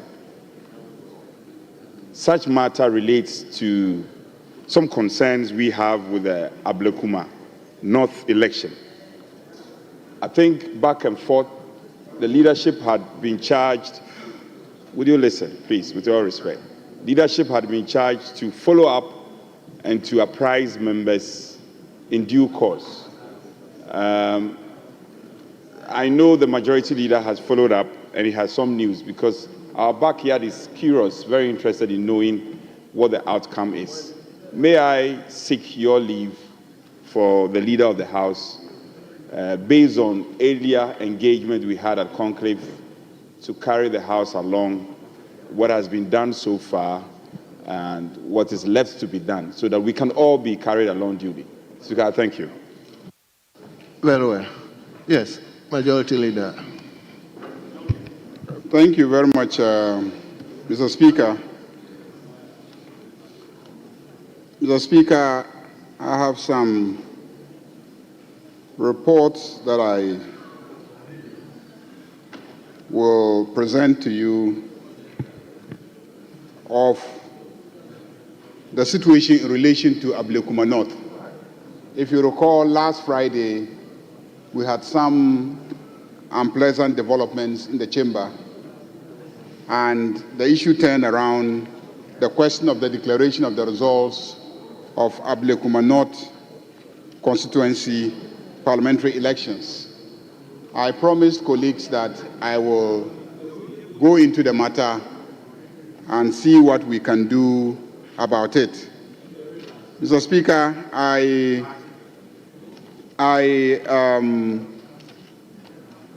spent the weekend actually investigating and engaging the various actors. I went to the regional police commander. I spoke to the persons responsible for elections on the side of the NDC, and I tried to reach out to some people at the EC. The issue that was raised in this chamber by our friends on the minority side related to some claim that the court had ordered that the police should go and provide armed protection to the Electoral Commission so that they can recollate the results of Ablekuma North constituency parliamentary elections. I have cited the court order. There is indeed a court order that is supposed to have been executed before or on the 6th. Sorry, ordinarily I won't do this. The leader just made a statement that the court order was to recollate. No, it was to complete the collation. Honorable, let's at least once he flows, we will get to know all the. Mr. Speaker, I will respect it for the records. It's important. Yeah, so it was to complete the collation of the results of the constituency, and the police reported to me that indeed they went to the constituency, there were issues, so they relocated the coalition exercise to the Regional Electoral Commission office.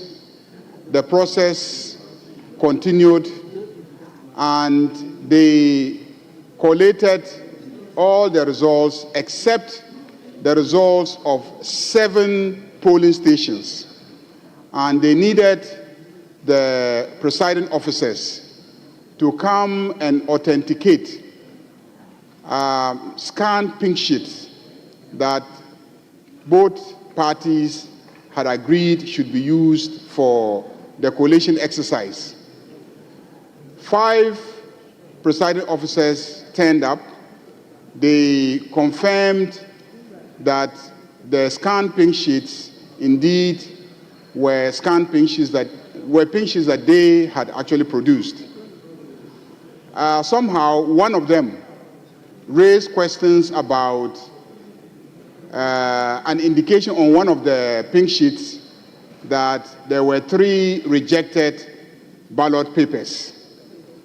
And the NDC side said, well, if the presiding officer is raising questions about some figure on the scanned pink sheet, then they will not accept the inclusion of that pink sheet. And so that led to some scuffle, and the police decided to postpone the completion of the exercise to a future date. So as we speak, 3 polling stations' pink sheet results have not been included. The pink sheets are scanned because both sides and the Electoral Commission don't have the original pink sheets. The results of the 3 polling stations put together can swing the elections in favor of either side. The results of the 3 can swing the elections in favor of either side. NDC could win or MPP could win. So it is crucial to take a decision on the 3 polling stations. They fixed the date according to the regional commander.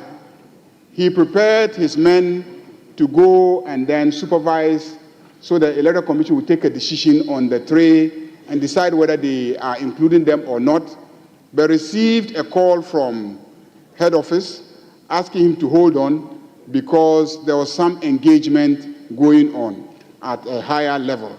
They didn't tell him at what level. So the police have always been ready to provide protection to anybody who is responsible for putting together or collating the results. There's supposed to be some dialogue going on. So I need a little more time because I want to go to the Electoral Commission, meet them, and find out exactly what is holding them. Now, there was another allegation that the parliamentary candidate of Ablekuma North was attacked. I don't want to use this word in the chamber. For the PC of the NPP was attacked. So when I inquired from the regional police command, he said that there was no such attack on the parliamentary candidate of the NPP in Ablekuma North. In my presence, he placed calls to the regional crime officer who said he didn't receive any such report. They called the district crime officer, he said he didn't receive any report. We asked him to check from all the police stations within that constituency to see if such a report was made to any of the stations, and it turned out that there was no such report of an attack on the parliamentary candidate of the NPP in Ablekuma North. That is what I know for now, and I have conveyed the message to the Minority Chief Whip, and that is what he wants me to report to the House. I promise you that I'll go into the matter, and that is why I am going into the matter. Just to say that this House, as you know, has no mandate to go into electoral matters. This House has no mandate to go into electoral matters. All I can do is to try to ascertain the facts and report to you what the facts are. If the matter relates to the conduct of the police, then we could have invited the Interior Minister to, answer questions why the police is not complying with a court order to provide protection. But it is not the police. The police are ready at all times to provide protection. Indeed, the police co-opted the prison service, the fire service, the immigration service, all the services, they mobilized them in order to have the necessary troops to be able to provide whatever protection is needed. And so the police have done their work. The only issue is that 3 outstanding polling stations, and there's some dialogue going on. Let's just give them some time and see how the Electoral Commission resolves the matter. That basically is what I have for the House. Thank you, Mr. Speaker. Thank you very much, Honorable Leader. Yes. Speaker, not to belabor the point, safe to say that let me appreciate the interventions of the Leader of the House and also add that as a suggestion, probably it will be appropriate if the leader works hand in hand with the minority leader. And also to appreciate that, yes, indeed, our locus in this matter in terms of law is limited. However, it's to show leadership. And colleagues, we have to understand that what has happened at Ablekuma can happen to any of us. They are simply shepherding the process and to ensure that what is right is executed eventually. In conclusion, I think Ablekuma, there are lessons that can be drawn from.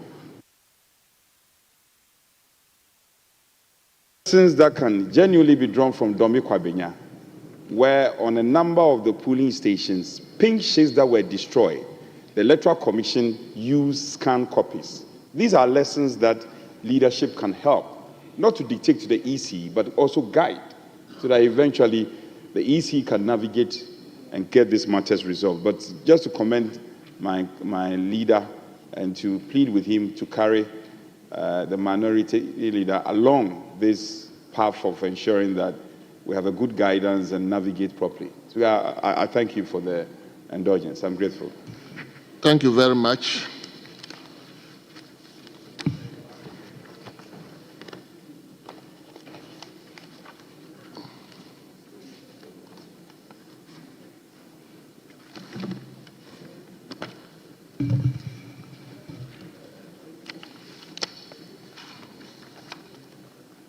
Other people. Other people.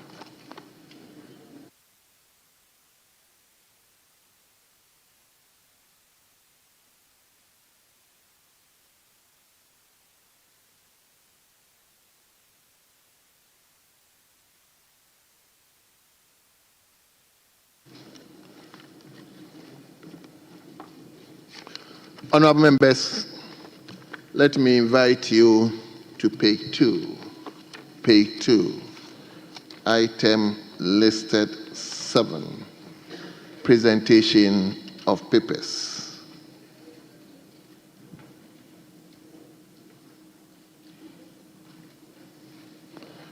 So let me invite the chairman of the appointment committee to present the report of the 8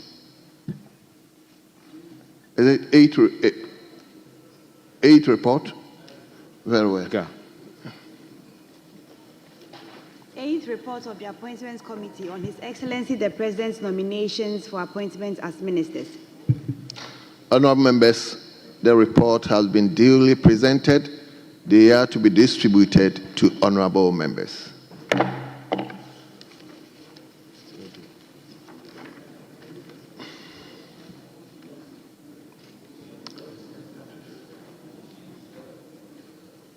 Are we taking the motion of report 8 or report 7? Right, Honorable Speaker, because we are taking it out of 10, we have to take motion 11 now. Okay. So, honourable members, let's turn to page 3. Page 3. Right, Honorable Speaker, motion numbered 8 before 10 before 11. The procedural motion. Yes, first. I'm coming. So let's turn to page 3, item listed 10. Item listed 10, chairman of the committee. Honorable Speaker, I beg to move that notwithstanding the provisions of Order 1041 of the standing orders, which requires that a motion shall not be debated until at least 2 sitting days have elapsed. After the notice to move the motion is given, the motion for the adoption of the 8th report of the Appointment Committee on His Excellency the President's nomination for appointment as ministers may be moved today. Mr. Speaker, I so move. Honorable members, the motion has been moved. Yes, honorable member for. Mr. Speaker, it's Wager Bawi. Wager Bawi. Yes. Mr. Speaker, I second the motion, save that I have indicated to the Honorable Chair that I have found. Very well. Mr. Speaker, I second the motion. Honorable members, the motion listed 10 has been moved and it has been seconded. This is just for procedural motion, so I'll go ahead and put the question. All those in favor of the motion say aye. All those against say no. Honorable members, the ayes have it. The procedural motion is hereby adopted. Yes. So, Chairman, let's take the substantive one. Motion 11. Right, Honorable Speaker, I beg to move that this Honorable House adopt the 8th report of the Appointment Committee on His Excellency the President's nomination for appointment as ministers. Right, Honorable Speaker, in doing so, I present the committee's report. Right, Honorable Speaker, the committee's report captured the vetting of Honorable Emmanuel Kojo Ajekum, Honorable Linda Obiniwa Akwele Oklu, and Mr. Kenneth Gilbert Ajay. Mr. Speaker, with your leave, may I correct page 10, paragraph 4.29, second line of the report. Honorable Speaker, instead of Honorable Alfred Oko Vanderpoy, it should read Honorable Nilante Vanderpoy.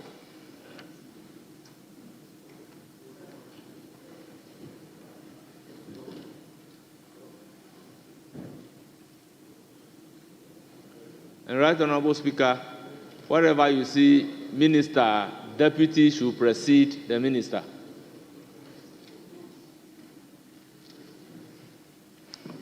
Come again. Right, Honorable Speaker, the name Honorable Alfred Oko Vanderpoy, the former minister responsible, should be Honorable Nilante Vanderpoy. Yes, that correction has been made. Very well. Right, Honorable Speaker, Nilante Vanderpoy was deputy minister. So the consequential amendment should be made to the effect that wherever you see minister in this paragraph referring to Nilante Vanderpoy, deputy should precede the minister. So there should be insertion of the word deputy before minister. Very well. Right, Honorable Speaker, as usual, questions were posed to the above-mentioned nominees. They provided exhaustive answers to the questions. The report has captured all the respective questions and answers posed to the designated ministers in relation to their respective ministries. They've answered them. It's captured in the report. I therefore urge the Hansa Department to capture the entire report as having been read. As I proceed to read the conclusion.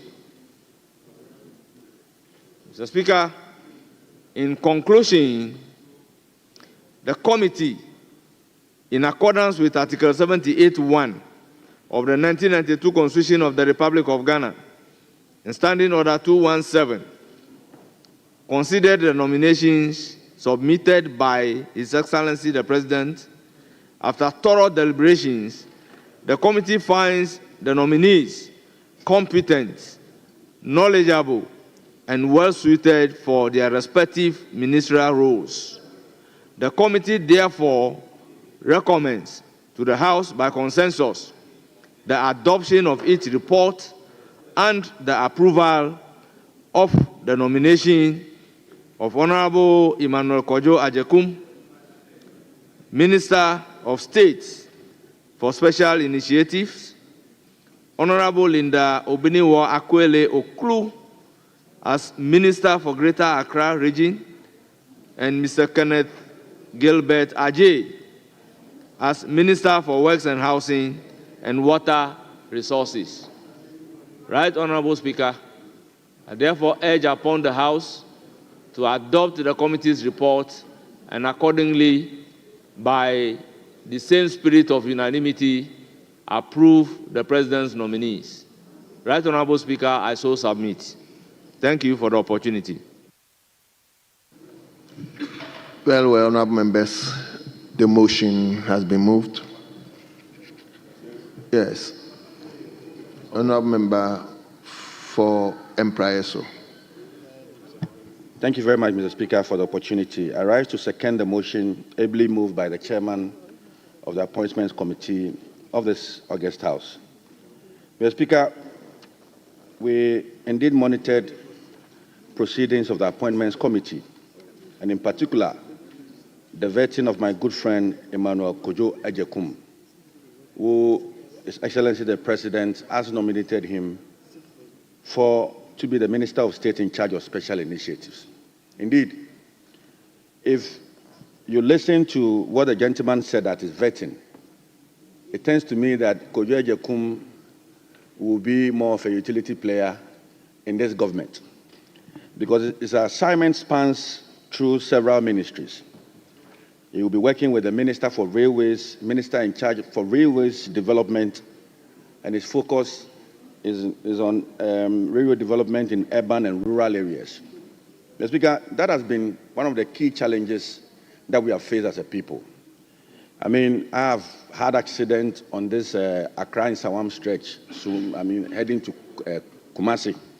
And if we had a reliable railway system that would transport people from Accra to Kumasi, from Kumasi to Tamale, I think that is going to ease a lot of pressure on our routes, and it's going to help transport not only persons, but goods. So I was impressed with his response when it came to issues of railway labor export program. Of course, that will be overlapping with issues with the Ministry of Labor, is looking at green transition policy. And under this government, we have seen the president appoint somebody responsible for green transition. We have seen the president appoint somebody responsible for environment. So I was wondering what the Minister for Special Initiatives will be doing in the areas of green transition. But we live to see, and we wish him all the best. The Speaker, he also talked about infrastructure development for electric vehicles.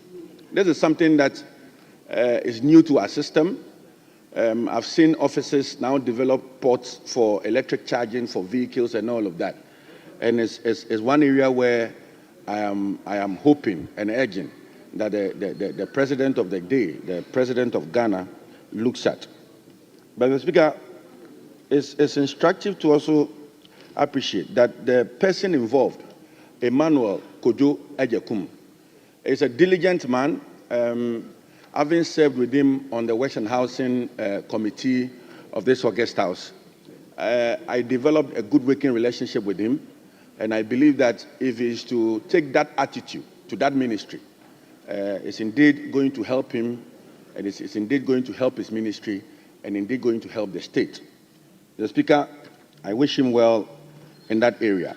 I listened to our sister Linda Obiniwa Akwele Oklu. Of course, she tends to be the minister designate who spent the least time with the committee. And it goes to affirm commitment, it goes to affirm diligence in this house. Of course, we monitor each other. And when you come and you spend 10 hours with the committee, it tells you what the Ghanaians will say, Osuka Obany. So clearly, the minister's short time clearly indicates diligence in this House, and that at the committee level, they saw virtually nothing wrong with that. But I would urge to look at issues of sanitation. Mr. Speaker, I have lived my entire life in the capital of Accra, and one of the well, I have lived in a community called Adedenko, British Accra. Mr. Speaker, one of the challenges we have had in central Accra has been issues of sanitation. I mean, issues of disposing of waste. Has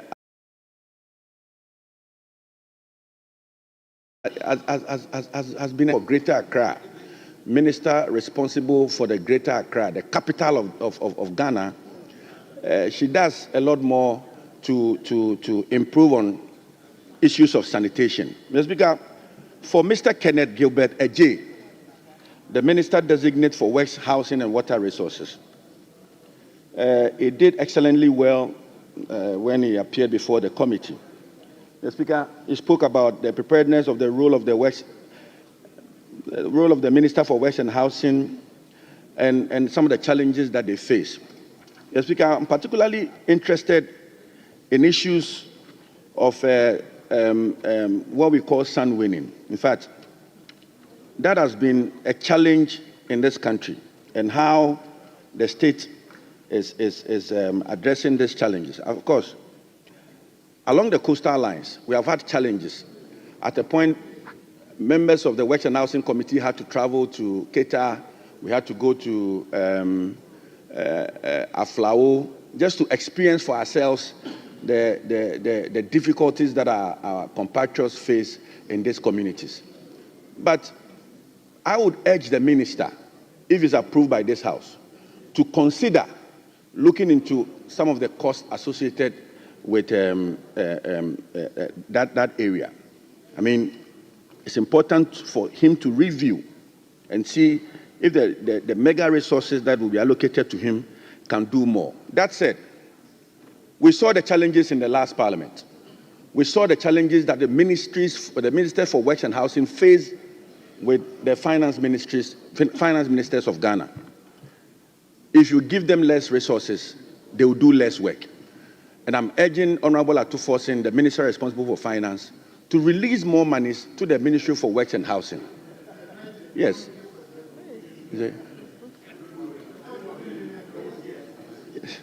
So it's important. Honorable Member, please address me. To ensure the effectiveness of the ministry, and to ensure that the President's vision for issues of housing and works is seen. We release more monies to them so that they can also improve on our housing facilities in our country. With this,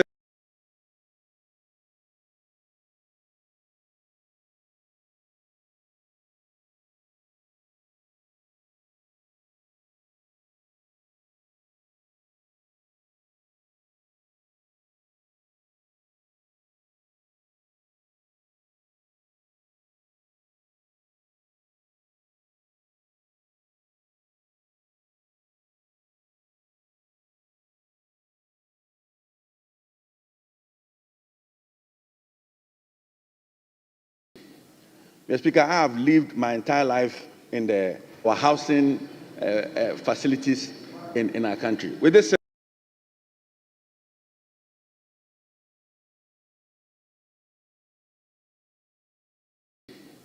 Mr. Speaker, I have lived my entire life housing facilities in our country. With this, housing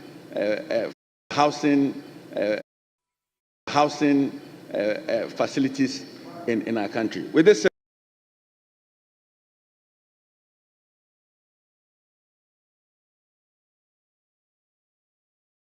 housing facilities in our country. With this,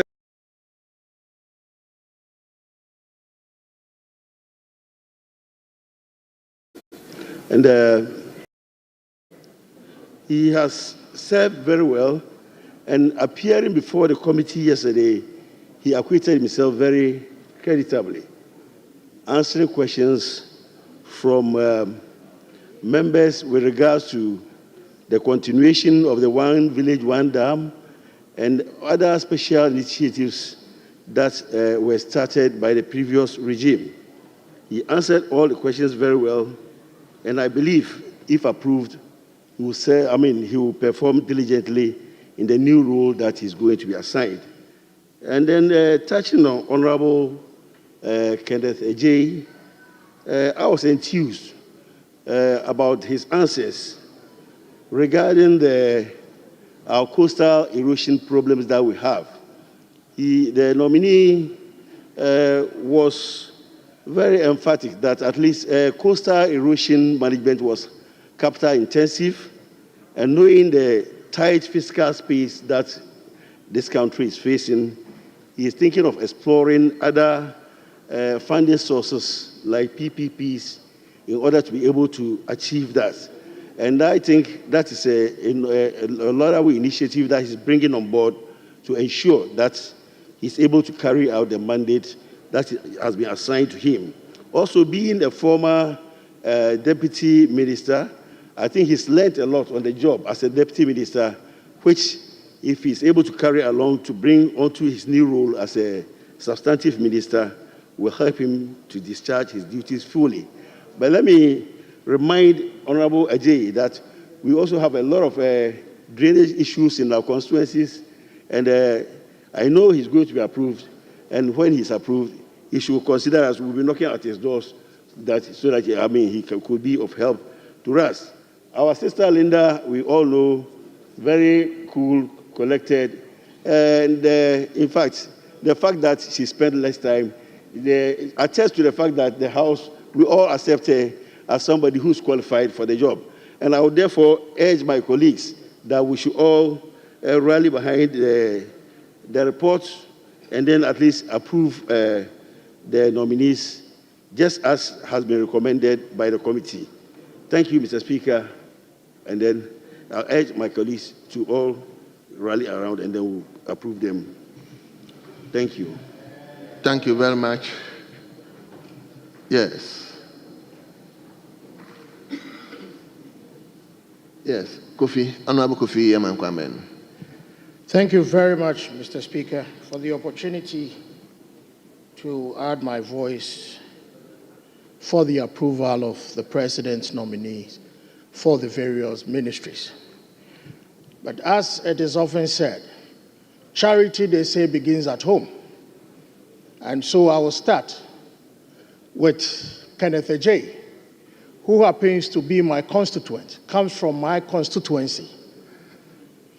Besides that, he's being a deputy minister of defense. And so it is always appropriate for me to start from home.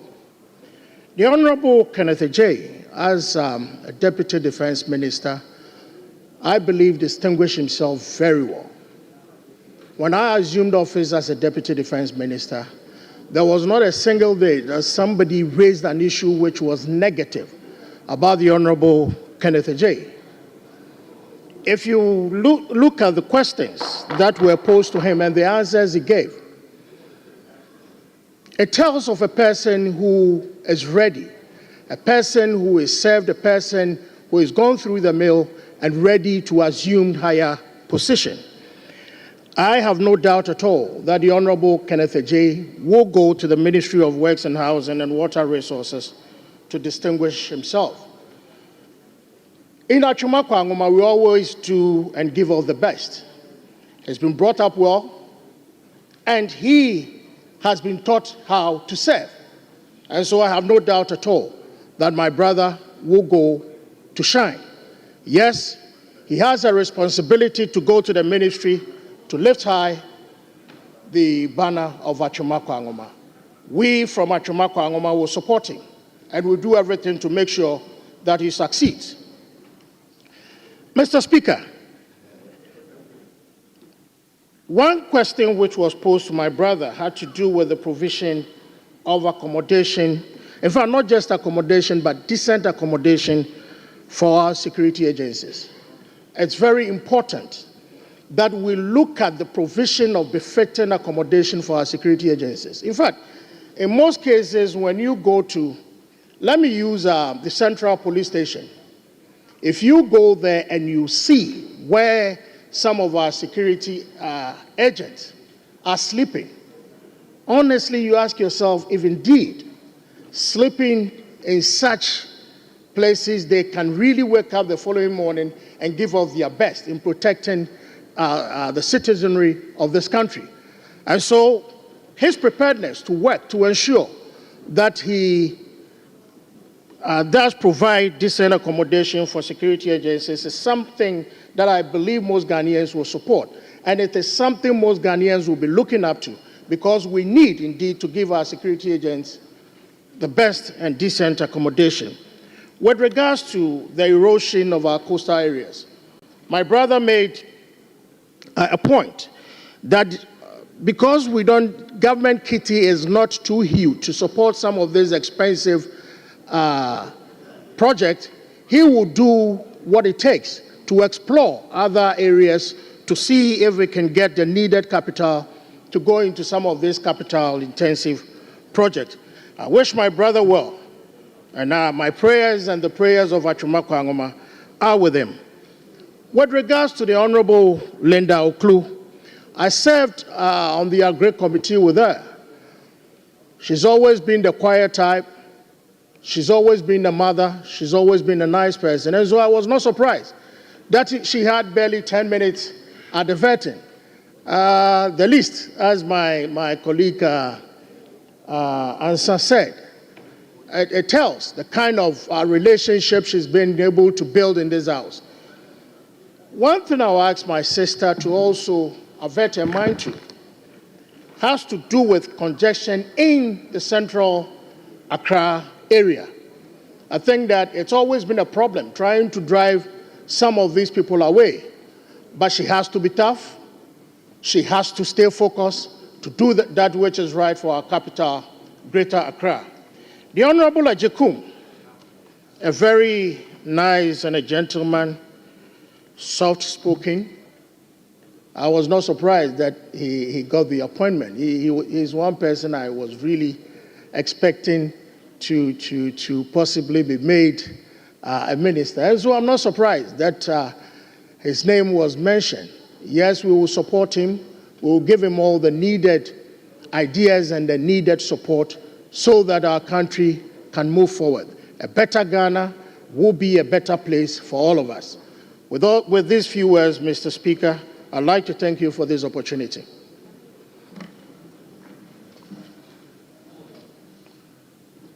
It's now the turn of Honorable Dominic Napari. Thank you, Mr. Speaker, for the opportunity to contribute to the report of the 8th Appointment Committee on His Excellency the President's nomination for appointment as ministers. Mr. Speaker, let me begin by thanking the President for the crop of personalities he's appointing as his ministers.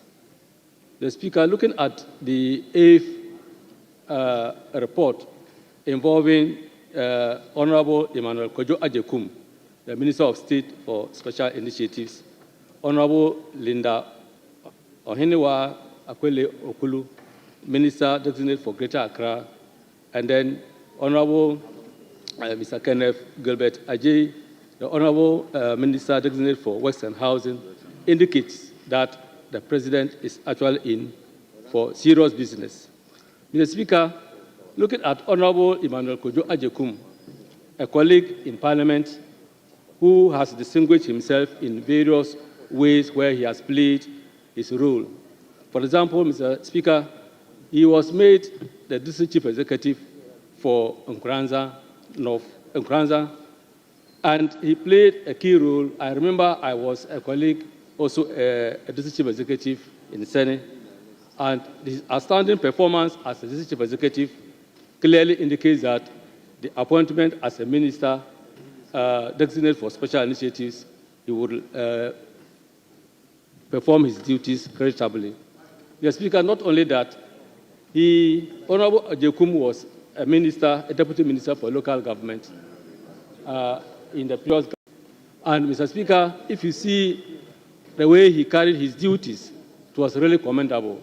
And as a colleague, we could attest to how smart he was, how intelligent he was in the performance of his role.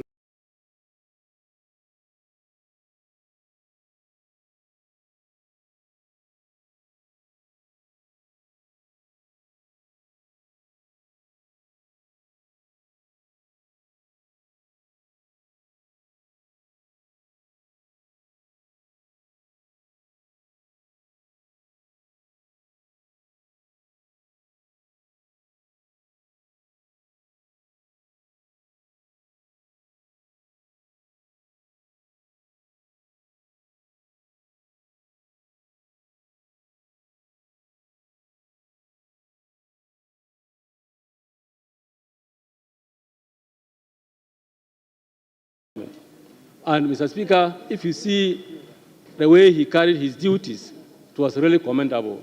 And as a colleague, we could attest to how smart he was, how intelligent he was in the performance of his role. The President intends to initiate. Mr. Speaker, we all know that there's a lot of high youth unemployment rate in the country. And if there's an initiative to employ a lot of youth and train skilled labor to the point of exporting labor to other countries, then it should be commendable. And Mr. Speaker, I think that a personality like Honorable Kojo Agyekum will fit into this to assist the President to actualize this particular dream. Mr. Speaker, he also mentioned about the green transition policy, which the President also intends to initiate. And we know that there has been this issue of climate change and how it affects the environment in the country. We also know this issue of galamsey and how it is having devastating effects for the country. And I think that when we have people like Honorable Agyekum to partner the President to embark on this green transition policy, it will help to bring back the forest covers that we have, in spite of the fact that we have a separate ministry for that. Mr. Speaker, during the vetting, a lot of questions were asked in diverse ways, and one that thrilled me, which I want to mention, is about the farmers' service centers and then the Women Development Bank, which the government intends to initiate, and also the 24-hour economy. Mr. Speaker, you agree with me that these are all novel situations that are that's being brought into the country. And I think that having people to assist the President to actualize his dreams will go a long way to assist us. Mr. Speaker, we also have Honorable Linda Okulu, who was also part of the nominees vetted. And Linda Okulu is one of us, and we all know her, how she's been very serious with her duties and how punctual she is and the way she conducts herself. And we have no doubt, Mr. Speaker, that Honorable Linda Okulu will live up to the task in the Greater Accra region. Mr. Speaker, on this note, I will urge our colleagues to approve the nominees of the President to assist in the performance of his duties. Thank you, Mr. Speaker, for the opportunity. Thank you very much.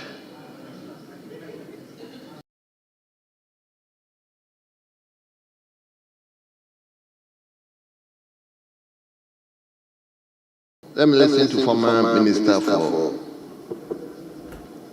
Roads and Highways. Thank you, Honorable Speaker.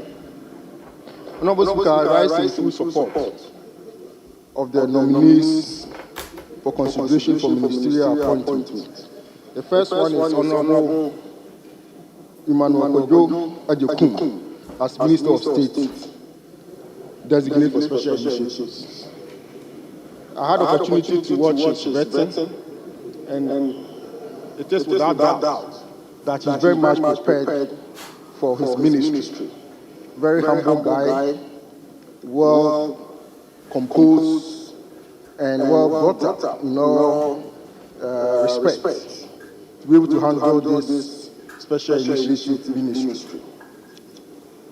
The other person is Honorable Linda Ohinewa Akwele Okulu. I was also happy to be at the vetting. Unfortunately, she didn't get the opportunity to answer any question. But I must put on record that she came to the vetting with an array of political giants from the various political divides. 2 former regional ministers from the NDC and 2 former regional ministers from the MPP. It shows that it's somebody who can bring people together. And given the region of Greater Accra region, it's important that you have someone who is well placed to bring people together. So without doubt, I expect her to do very well as minister. Honorable Speaker, of particular importance to me is Honorable Kenneth Gilbert Ejay for 2 reasons. First of all, he is going to the Ministry of Works, Housing and Water Resources, which many will know that I had the opportunity to serve as minister for 3 years in the previous administration. Mr. Speaker, this is a very important ministry. At the vetting, I had the opportunity to mention that of the 3 most basic needs of man, which is water, food, and shelter, this ministry alone has responsibility for 2 of them. That should tell us that this is a very important ministry. And for the president to nominate him for that ministry speaks volumes of his capacity and his readiness to serve. He touched on very important issues, especially on rental housing. The Speaker, rental housing is very key as far as the housing market is concerned. I keep on saying that even in the most advanced countries, it's not everybody who can own a home, even in America. And in Ghana, where home ownership is not an easy thing to do, rental housing is something that the government must place a lot of attention on. The Speaker will recall that the previous MPP administration instituted what we call National Rental Assistance Scheme, where this scheme is helping to pay rent advance for low-income earners in our society. As we speak, this scheme has benefited over 2,600 households, low-income households. But it's obvious that a lot of people need this initiative, has to benefit from this initiative. But government couldn't commit a lot of resources given the budgetary constraints. So I had the opportunity to engage the nominee on that, and he assured that he will make sure that he will bring in private sector financing. That will be very innovative, and I look forward to that. Apart from that, he also touched on other issues which demonstrated that he's been well briefed and very well placed to handle this important ministry. So, Mr. Speaker, on this note, I want to say that I'm in full support of the 3 nominees, and I wish them very well in their new endeavor. Thank you, Mr. Speaker. Thank you very much, Honorable Francis Asenso-Boakye. Yes, my brother. No, hold on. What's your name? Daniel Bisi. Daniel Bisi. Fine. You can take the floor now. Thank you, Mr. Speaker, for the opportunity to contribute to the motion on the floor. I would like to start with the Honorable Emmanuel Kujo Ajekum, the Minister Designate for Special Initiatives. I listened keenly to the vetting yesterday or so of the Minister.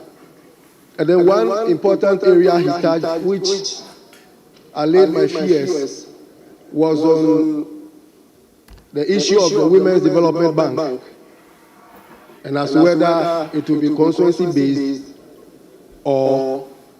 and he says that he will listen to the advice of the President, since he's working directly and reporting to His Excellency, the President of the Republic of Ghana. I want to add my voice by suggesting that he should put in more effort so that the bank will be decentralized to our various constituencies. At least it will make it accessible to our women rather than all of them running to the central spot where, bureaucracy will kill that dream. I urge him to support this house, since he's a member of this house, on that line, advocating that we need it at our constituencies. I will. Then to my regional minister designate, Honorable Linda Obiniwa Akwele Oklu. I want to express my thanksgiving to the vetting committee for at least appreciating her conduct over the years and then giving her that beautiful reward. But to add, my dear sister, you know the challenges I am facing in my constituency in Sege with the issues of the Songo Lagoon. Once you are approved, please come to our aid. And I am saying this, I'm sure my sister, my leader, Honorable Doyo, is also listening. Then to the Minister Designate for Works, Housing and Water Resources. Please, majority of my main communities are washed off by the sea erosion. Notable among them Aklabanya, Anyamam, Goy, Lolonya.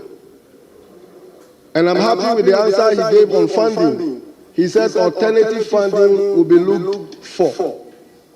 I pray it is not just the words, but it will really be done to allay the fears of my people. Sometimes they go to bed in the next morning, their houses are flooded. I want to believe that this statement from my minister on alternative funding will be adhered to, so that we, the people of Sege, which is a coastal community and a constituency, can go to bed knowing that the next morning we will still be alive. With these few words, I encourage the House to approve the nominees to their respective ministries. Thank you, Mr. Speaker, for the opportunity. I'm grateful. Thank you very much. Let me now turn to Ekuyapem. Mr. Speaker, just as other colleagues have stated, I would like to associate myself fully on the recommendation and also urging the House to approve His Excellency the President's nominees had been also duly vetted. However, I would like to also, in furtherance of that, when I take the report, 4.0 speaks of the name Honorable Emmanuel Kojo Ajekun, and then 4.1 says Emmanuel Kojo Ajekun. I'm sure since it's a House of Records, maybe we may have to correct that. Secondly, and much more importantly, he is also to oversee the implementation of the green transition as part of his schedule. So, Speaker, along the line, I'm sure the presidency and that of government may have to also bring clarity as to which of these ministries or appointees who have to oversee this implementation of the green transition. I'm saying this with respect to the fact that if you take the Ministry for Energy, it's now Ministry for Energy and Green Transition. Secondly, you have the Minister of State in charge of special initiatives with a schedule also to oversee the implementation of a green transition. The United Nations Conference of Parties, post-2020, I think at COP27 at Sharm el-Sheikh, they designated the Environmental Protection Agency as the focal agency to also implement Ghana's green transition. It was also at this particular conference that Ghana also launched the National Energy Transition Policy. Right, Honorable Speaker, I'm bringing this to the attention of the House so that subsequently we can have clarity as to which of these agencies, which of these ministries is properly going to address this transition into this green energy that we're talking about. Else, at the point in time, you may have members filing questions and we may not know which exactly or which of the agencies or the ministries that we want them to address these matters appropriately. However, I believe that these nominees have distinguished themselves well, and I'll urge the House to also approve them accordingly. Thank you, Mr. Speaker.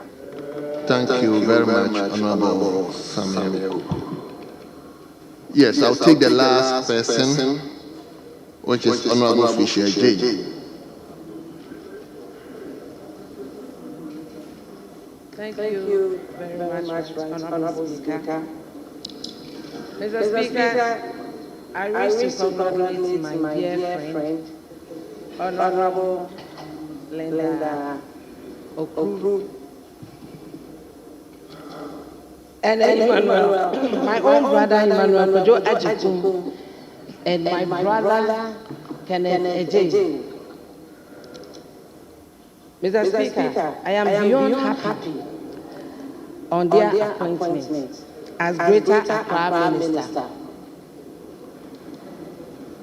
Mr. Speaker, my own brother, Honorable Emmanuel Kojo Ajiku, is a brother and a friend. We come from the same region.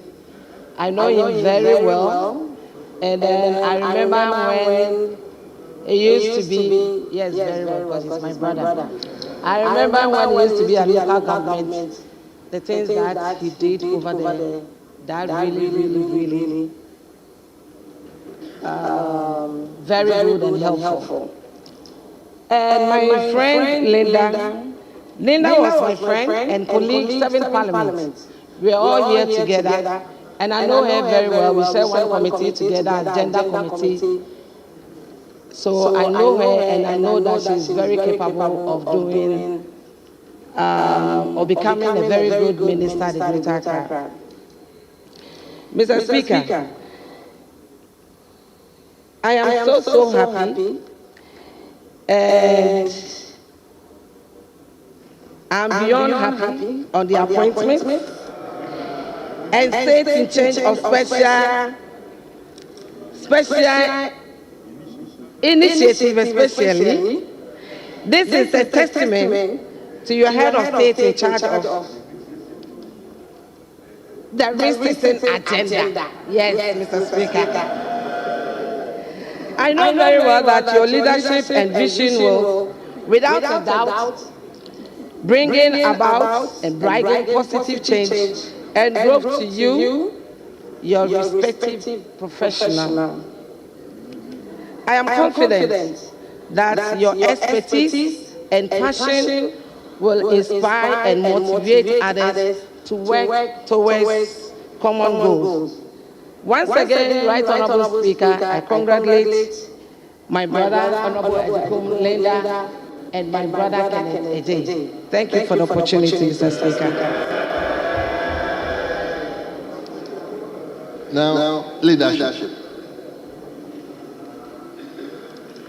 Thank you very much, Mr. Speaker, for this opportunity. Mr. Speaker, I started the Greater Accra Regional Minister designate.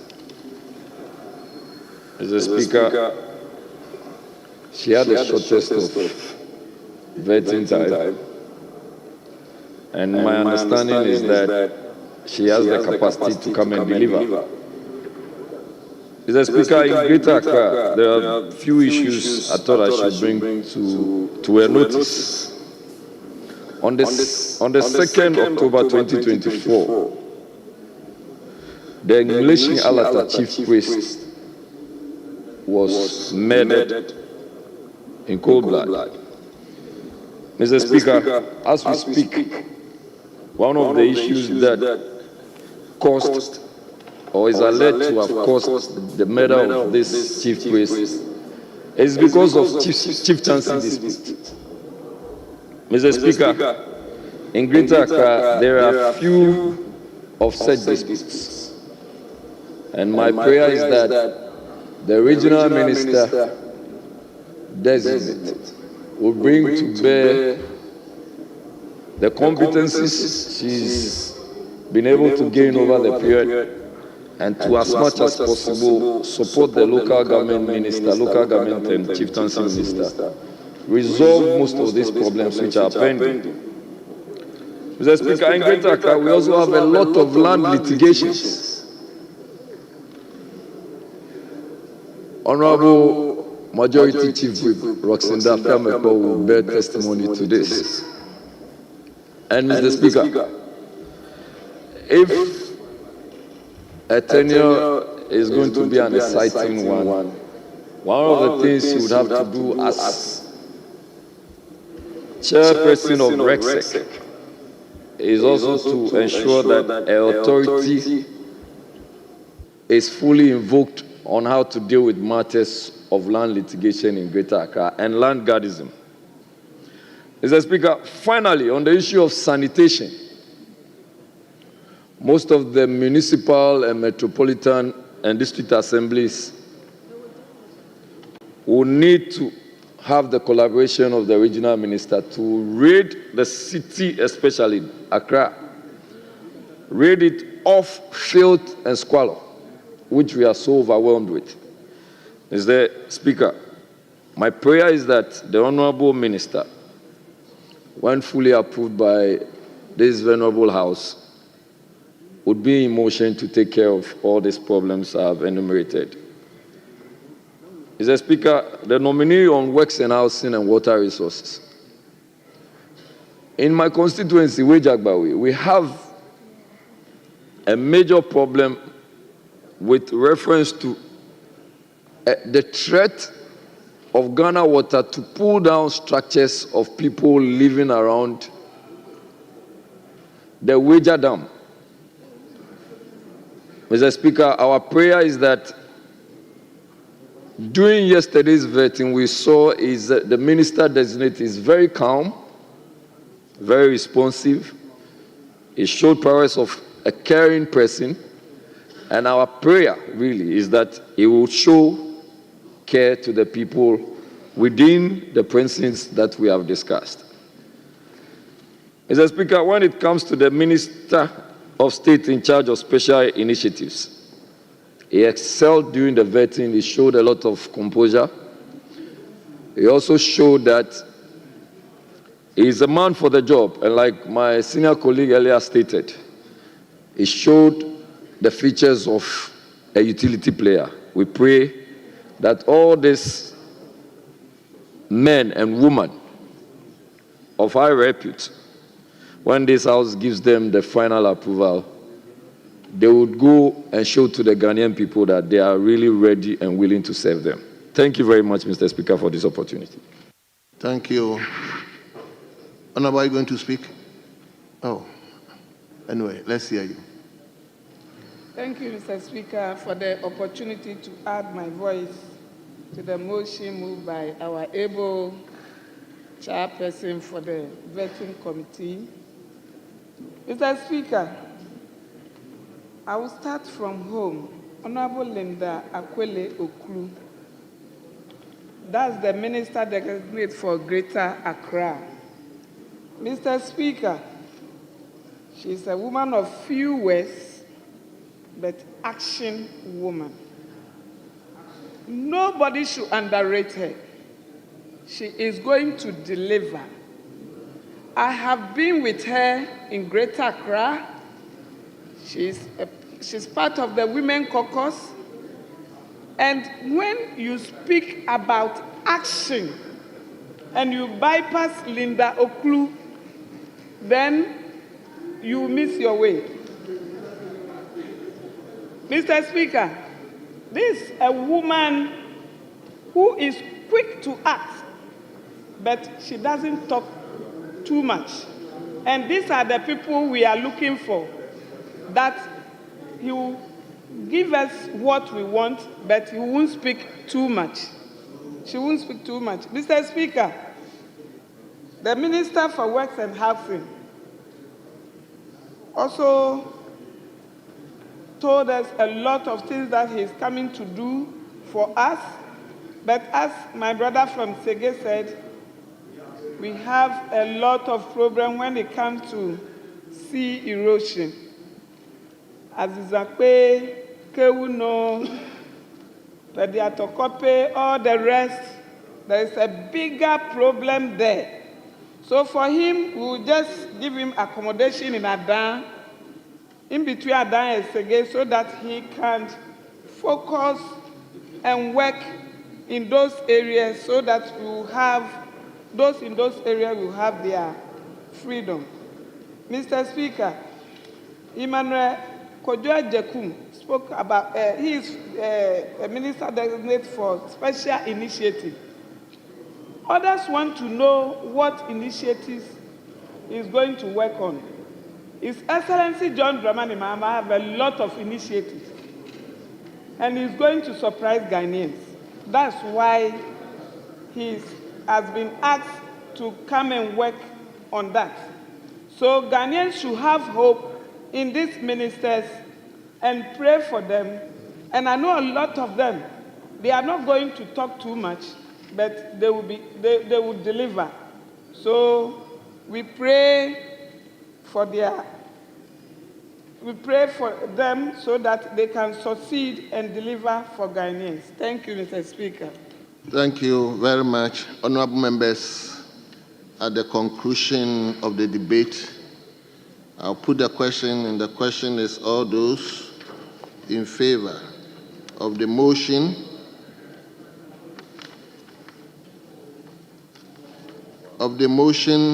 listed 11. Yes, I'm putting the question.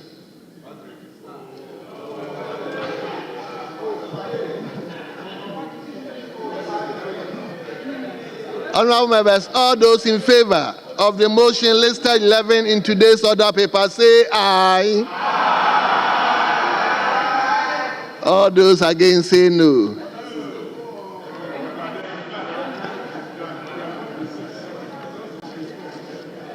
Honorable members, it is obvious the ayes have it. The motion is hereby adopted. And that this honorable House has approved His Excellency the President's nomination of Honorable Emmanuel Kojo Ejekum as Minister of State Designate for Special Initiatives. Honorable Linda Obenewa Akwele Okru as Minister Designate for Greater Accra Region. And Honorable Kenneth Gilbert Ejane as Minister Designate for Works, Housing, and Water Resources. Honorable members, on behalf of the House, let me extend our congratulations to our colleagues. We pray that they will make us proud. Yes, Honorable Chairman for Appointment Committee. Right, Honorable Speaker, I'm so grateful for the opportunity to, on behalf of Honorable Emmanuel Kojo Ejekum, Honorable Linda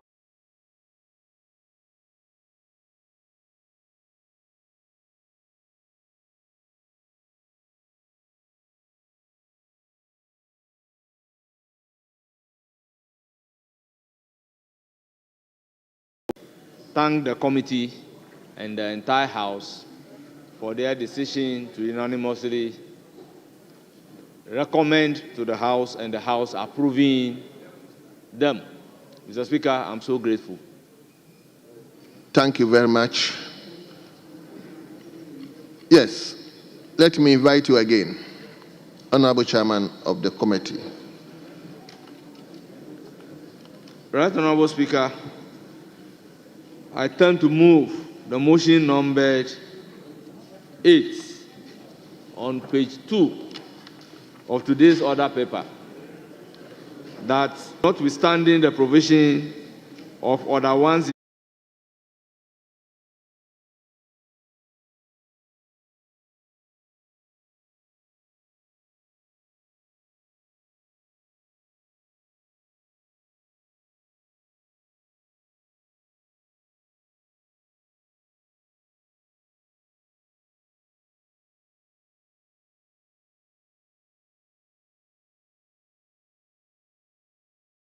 041 of standing orders which that until at least 2 sitting days elapsed after the notice to move the motion is given, the motion for the adoption of the 7th report of the Appointment Committee on His Excellency the President's nomination for appointment as ministers may be moved today. Mr. Speaker, I so move. Thank you very much, Honorable Patrick Boama. Mr. Speaker, I rise to second the motion. Honorable members, the motion listed 8 has been moved by the chairman of the committee and seconded by Honorable Patrick Boama. This motion is procedural, so I'll go ahead to put the question. All those in favor of the motion listed 8 in today's order paper, say aye. All those against say no. Honorable members, the ayes have it. The motion is adopted. Chairman, let's take the substantive motion. Motion 9.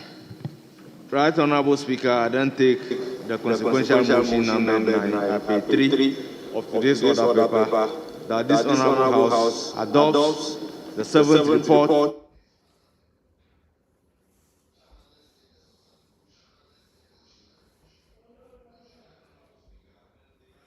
of the Appointment Committee. At the vetting, salient questions were posed to them, answers were respectfully provided, and Mr. Speaker, I urge the Hansard Department to capture the 61-page report as having been read, as I proceed to read the conclusion of the report. Mr. Speaker, in accordance with the provisions of Article 78(1) of the Constitution of the Republic of Ghana and Standing Order 217, the committee considered the nominations made by His Excellency the President. The nominees demonstrated competence, knowledge, and expertise on matters relating to their respective ministries. The committee therefore recommends to the House by consensus the adoption of each report and the approval of the nominee. Similarly, by a consensus. Mr. Speaker, I so submit. Thank you very much, Chairman. Yes, Honorable Patrick. Thank you very much, Mr. Speaker. I rise to second the motion for the adoption of the 7th report of the Appointments Committee on His Excellency the President's nomination for the appointment as ministers for lands and natural resources, the Northeast region, the Ashanti regions, and the Upper East regions. Mr. Speaker, I'll begin with the regional minister nominees. That we listen to the nominee for the Ashanti region, very eloquent Dr. Mwakohene, a medical doctor. He clearly understood the issues in the region, very affable, and we wish him the very best.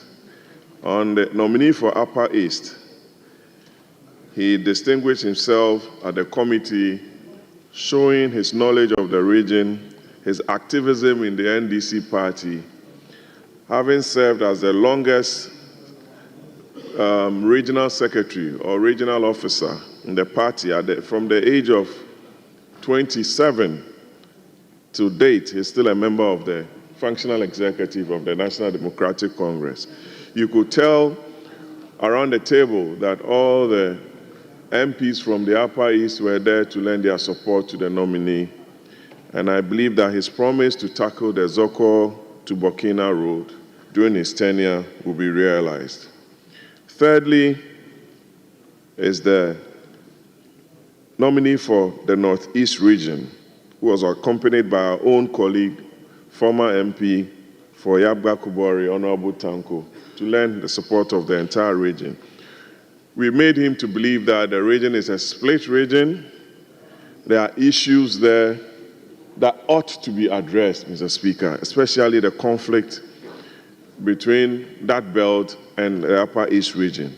He promised that he would cooperate with his colleague from the Upper East region to mount the necessary surveillance and barriers on that very important corridor to ensure that property and lives are protected.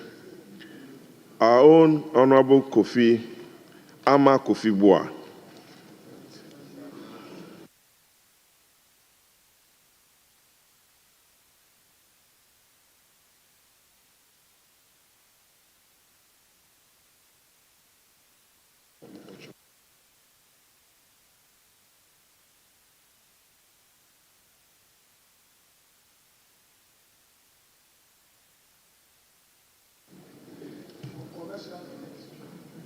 Yes.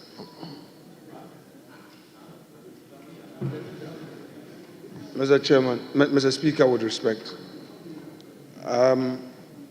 I will humbly plead with you, Mr. Speaker, that there are certain matters to be ironed out to ensure some tidiness in respect of my respected colleague who was formerly in leadership, Honorable Ama Kofi Boa. There was a certain understanding of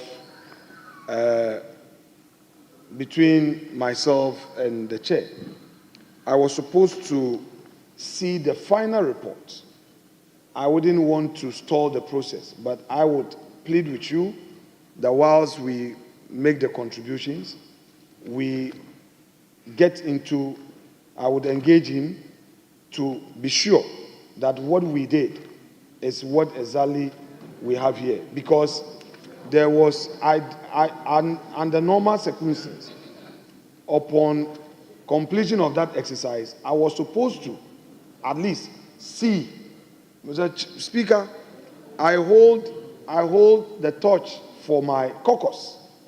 And all of us here know that beyond this chamber, we have the party that takes decisions. I do not want to be seen as having disobeyed party orders. So I would want us to place that of Honorable Ama Kofi Boa on ice so that we resolve. I'm ready to see to it that we resolve that one so that we would proceed. And I will be sincere with you once I'm satisfied that what was agreed upon is exactly what has been captured. So we take it. I'm not here to stall anybody's approval process, but I must be sure that what has been agreed has been done. In all fairness, Mr. Speaker, thank you very much. Well, honorable members, hold on. Let Honorable Yabuama finish with the secondment. Then, so Honorable Patrick Buama. Mr. Speaker, I'll conclude, subject to the discussions that is ongoing, and ask for the House to adopt the report of the Appointments Committee on the 3 nominees that we don't have issues with. I beg to second the motion. Thank you. Thank you very much. Honorable members, the motion has been moved and it has been seconded. It is now before the House we will take the contributions subject to the ironing out of the committee. Then afterwards, we will put the question. So, Chairman, have you? Right, Honorable Speaker. Indeed, Honorable Emmanuel Ama Kofi Boa was vetted, and the following day, there was an indication that our report should be a majority report. And same has been communicated to the clerk of the committee. And indeed, the clerk of the committee has done a majority report. Right, Honorable Speaker, Parliament is a house where we judge and reach a consensus. So, Mr. Speaker, after deliberation, a consensus has been reached. I was informed that there was an issue of remorse based on which the report was agreed to be a majority report. And based on that remorse being shown, it is now unanimously agreed that we should recommend as such to the House for all of them to be unanimously approved by the House. Mr. Speaker, it is in that spirit that I sought your leave to allow me to move the 8th report before coming to the 7th report. This is to enable the indication in the report to be changed to a report of consensus instead of a report of a majority. So, Mr. Speaker, I do not know what really is the difficulty, what again is expected from the nominee, our own colleague, our own former deputy minority leader, deputy majority leader, now a minister designate, to hold a position of lands and natural resources. Mr. Speaker, this was what really happened from the committee's point of view. So, Mr. Speaker, if the indication is that something is supposed to be captured in the report which ought not to be captured, which has not been captured, Mr. Speaker, we are amenable, we are masters of our own rule, we can make those amendments to the report and then proceed to take the report of the committee. Mr. Speaker, I so submit. Well, yes, leader. Mr. Speaker, when you're dealing with gentlemen, you don't have to sleep with your eyes open. Truly, let me state for the record that the leader of the House, a gentleman as he is, and the chair of the committee, my respected tribesman and brother, the gentleman as he is, indeed, reading the report, the essence of the discussion is properly couched. I have therefore no hesitation at all in going by what has been said. Mr. Speaker, for the avoidance of doubt, Honorable Emmanuel Ama Kofi Boa made certain comments against His Excellency President Nana Addo Dankwa Akufo-Addo when we had the SONA. And the understanding was that indeed it was very, very much in a bad taste. We shouldn't be doing this to our president, and that there must be decorum and proper use of language, especially on ceremonial occasions.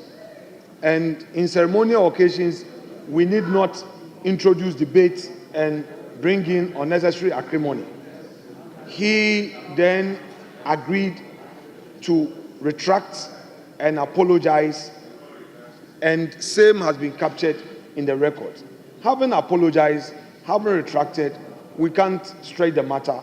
We're no more going to subject him to a ballot, a secret ballot, voting, we have therefore withdrawn the initial intention to proceed by secret ballot and to support the report to be taken through by consensus.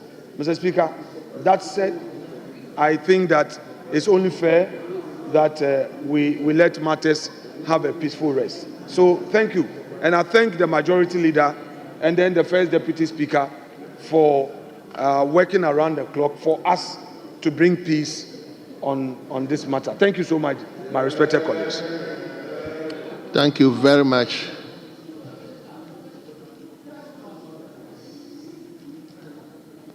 Thank you once again.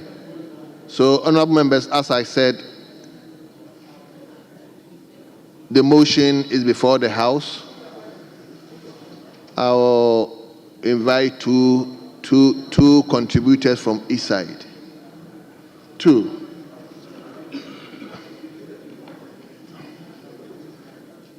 I will first and foremost invite Honorable Adams Abdul Salam.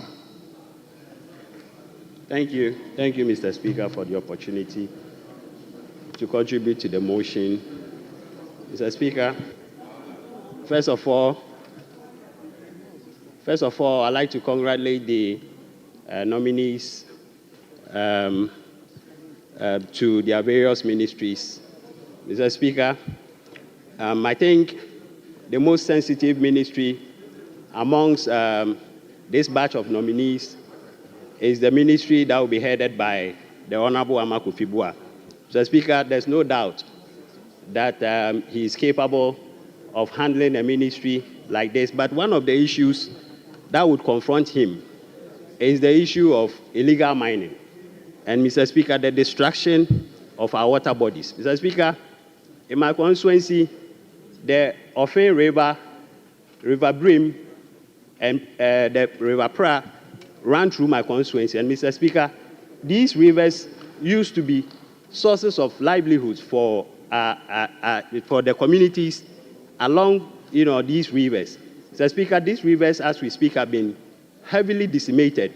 And Mr. Speaker, this senseless destruction of our rivers definitely had to stop. And I'm sure the minister would take the issues of illegal mining and especially mining in our water bodies very seriously so that we can curb the destruction of our water bodies. Mr. Speaker, the Ashanti Regional Minister was by far the star of this vetting.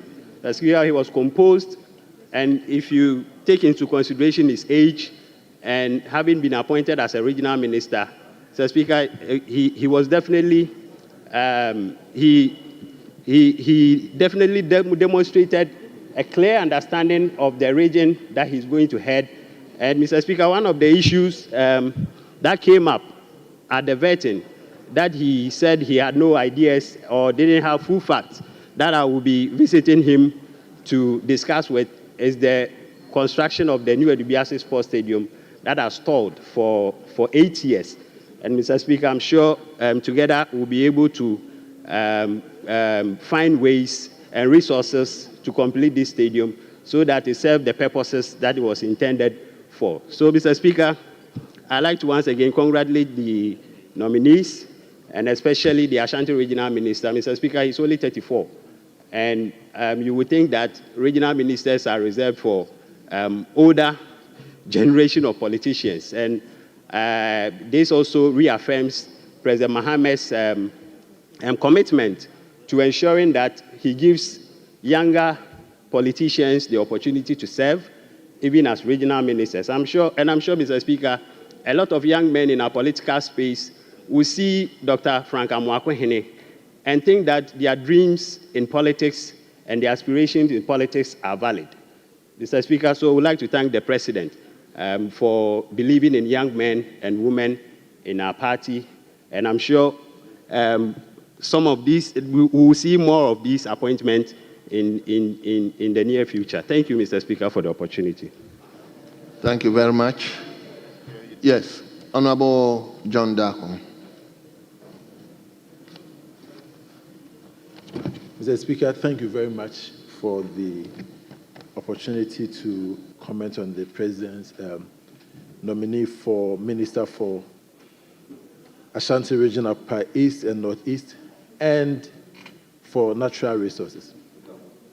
Mr. Speaker, I had the opportunity to listen to the nominees when they appeared before the vetting committee. Mr. Speaker, when it came to the ministers for Upper East, Ashanti Region, and the Great Northeast, they answered their questions very nicely. I believe the jury is still out there on whether or not they addressed all the issues.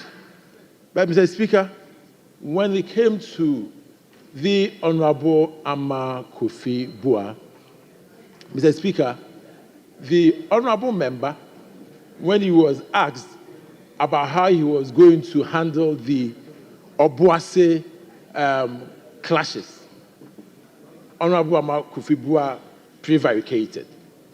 When he was asked on how he's going to help, especially the military, he's going to order the military to help with the fight against Galamsey, Honorable Ama Kofi Bua, in my opinion, was very evasive. Mr. Speaker, when he came as to the question on whether he will apologize for his respectful comments towards the president, the former president of the Republic of Ghana, Mr. Speaker, in my view, the honorable member didn't apologize enough. But leadership has said that the member apologized. Mr. Speaker, I believe that the purpose of vetting, the purpose of Parliament's advice and consent is to ensure that the President's nominees appear candid and they are vetted so that we know the kind of people who are going to the ministries. Mr. Speaker, from the hearing, from the vetting process, Honorable Ama Kofi Bua, in my view, did not do justice to the question. And so, Mr. Speaker, I believe that when all is said and done, the proper apology must be given to the former president. And on that, Mr. Speaker, I yield the floor. Yes. Let me turn to Honorable Simon Awoligo.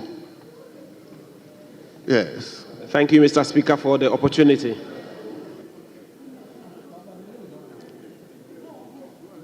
Thank you, Mr. Speaker, for the opportunity.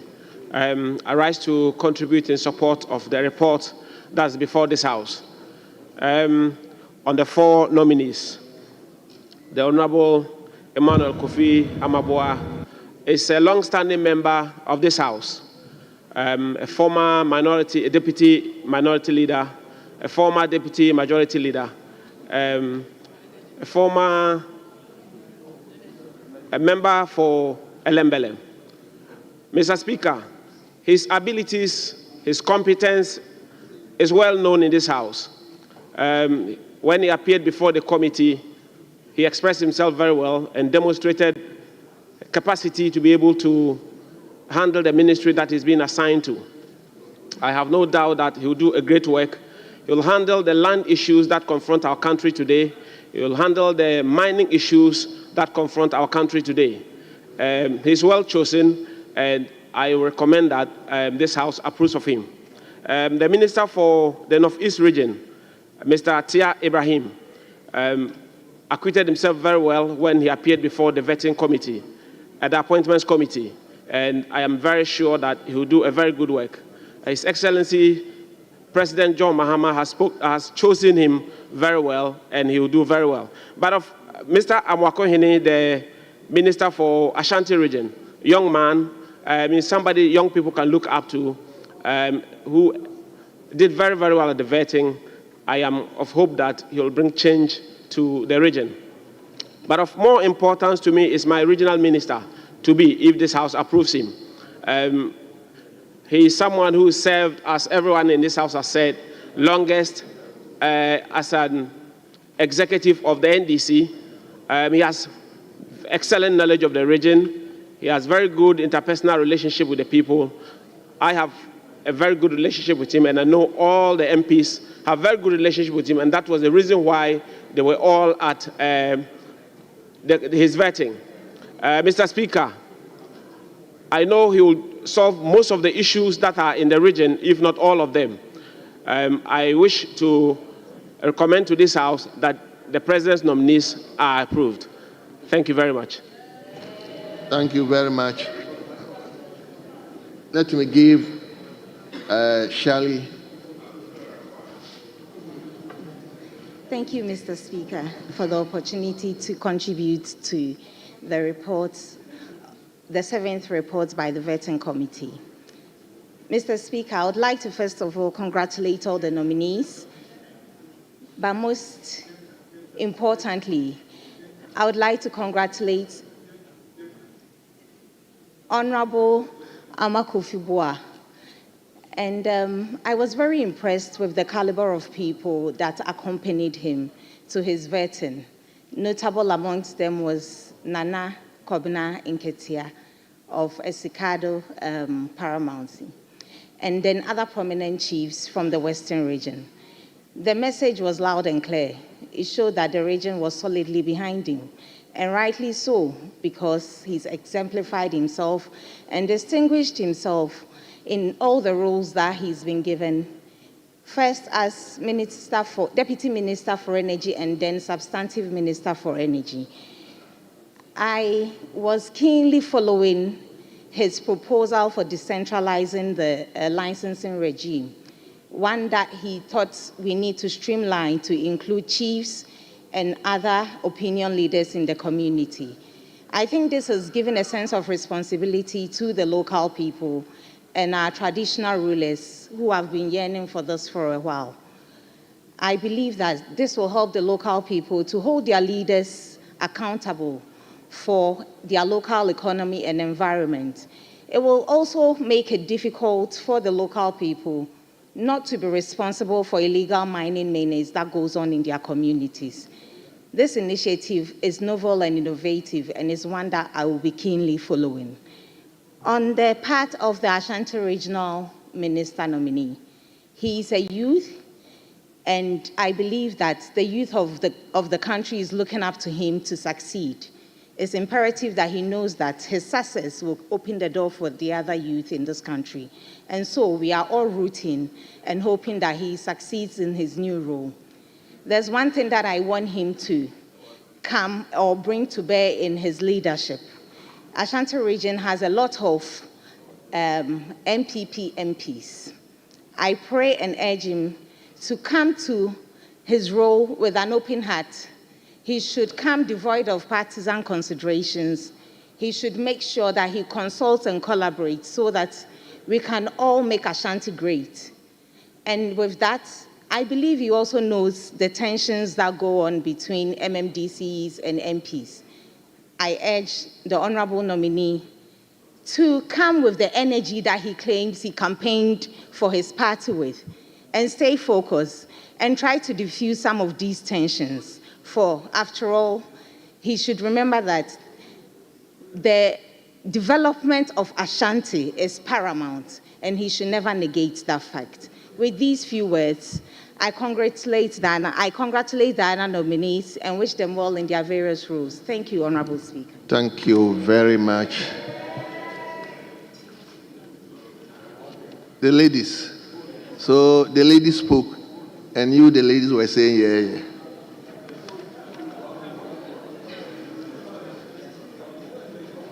I'll come to you. Anyway, I'm compelled to abandon the list that has been given to me and give it to Honorable. Thank you very much, Mr. Speaker. And Mr. Speaker, I can assure you it's a very short one. It's just to add my voice to congratulate all the minister designates but I have to make special mention of the Honorable Minister for Asante Region. I followed the after vetting commentaries, and I think the whole of Ghana is on the same page regarding his performance and his ability to hold the Asante region. I met him for the first time in 2019 after we successfully won our primaries, and he left a huge impression on me. So I was not surprised at the verdict that came after his vetting. I'm hoping and praying that he will use the same energy, the same temperament, the same level of intelligence to run the Asante region, make it a place where everyone can see comfort, and also work together with the MMDCs and the traditional authorities to improve the lot of the people of Asante region. I say congratulations to Dr. Frank Amwakuhine, and I say congratulations to all the other designated ministers. Thank you for the opportunity. Thank you very much. Let him now come to leadership. Leadership, yes. Well, Mr. Speaker, thank you for the opportunity to add my voice to the report. Mr. Speaker, this report, by consensus, is inviting this plenary to adopt the report and to enable the nominees take their oath to start work. Mr. Speaker, so far, this House has done well in expediting the approval process. We are waiting on Mr. President to also ensure that the rest of the nominees are brought for us to consider. Is delaying. There are members who are very anxious to be nominated.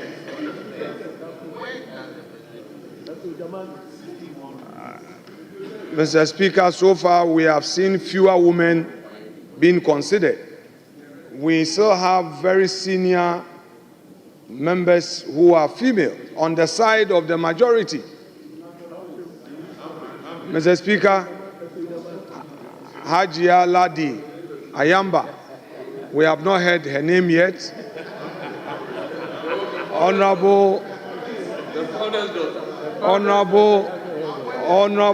Zanato Ajiman Rollins, the founder's daughter, the founder's daughter is yet to be mentioned.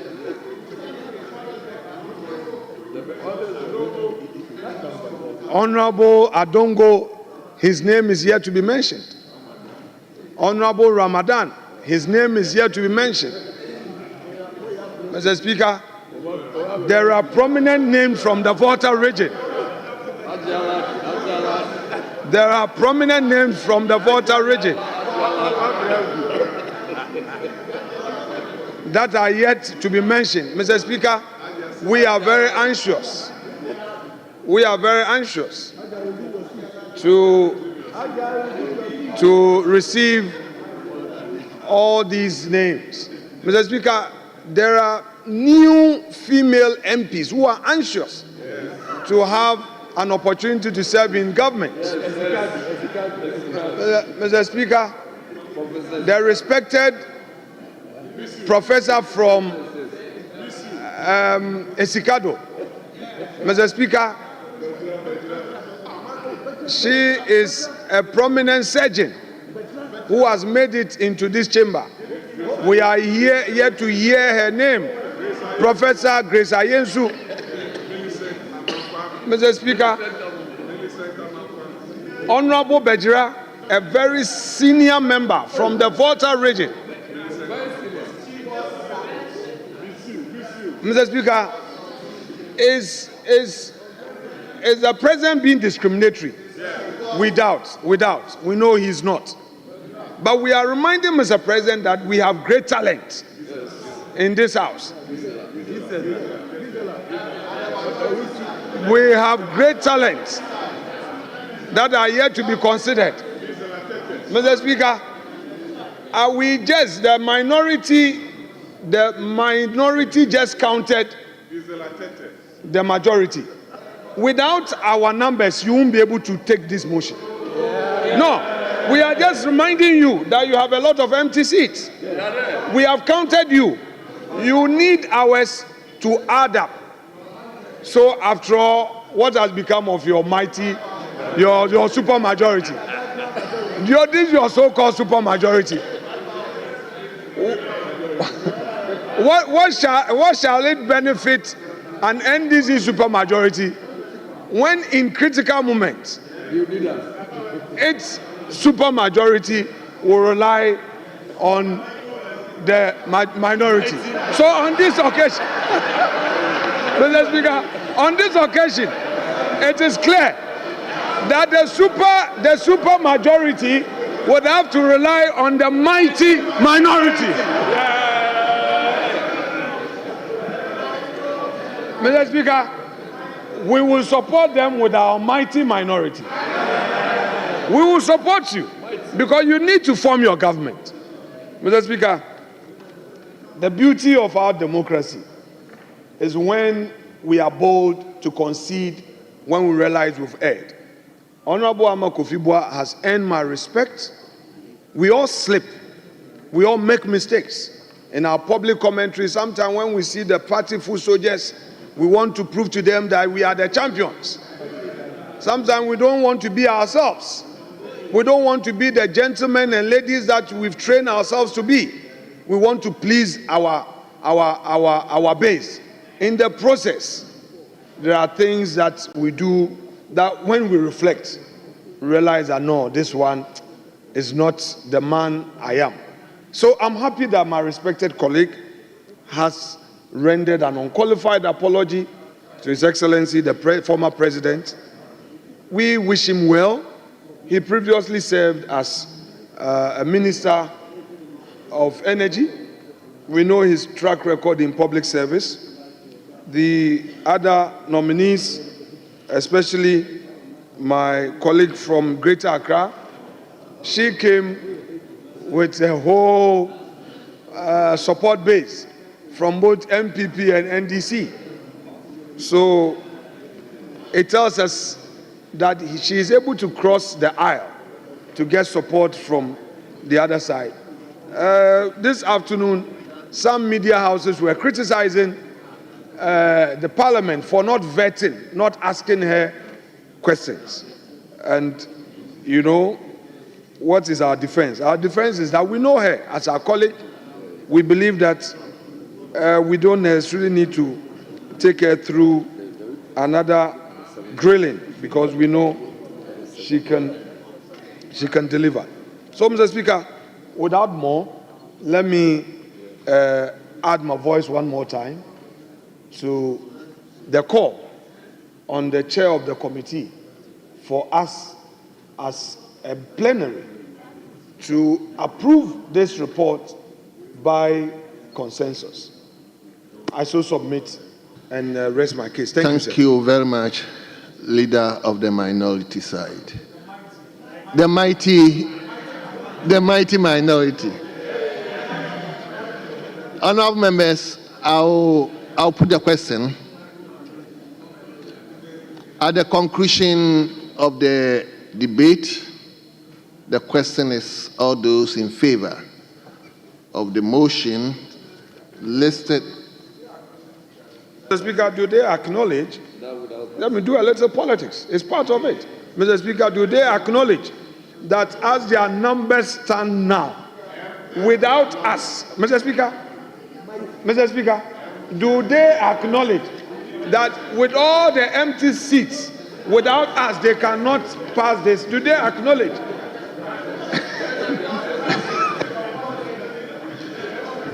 Honorable members, please let me put my question. Please put your question.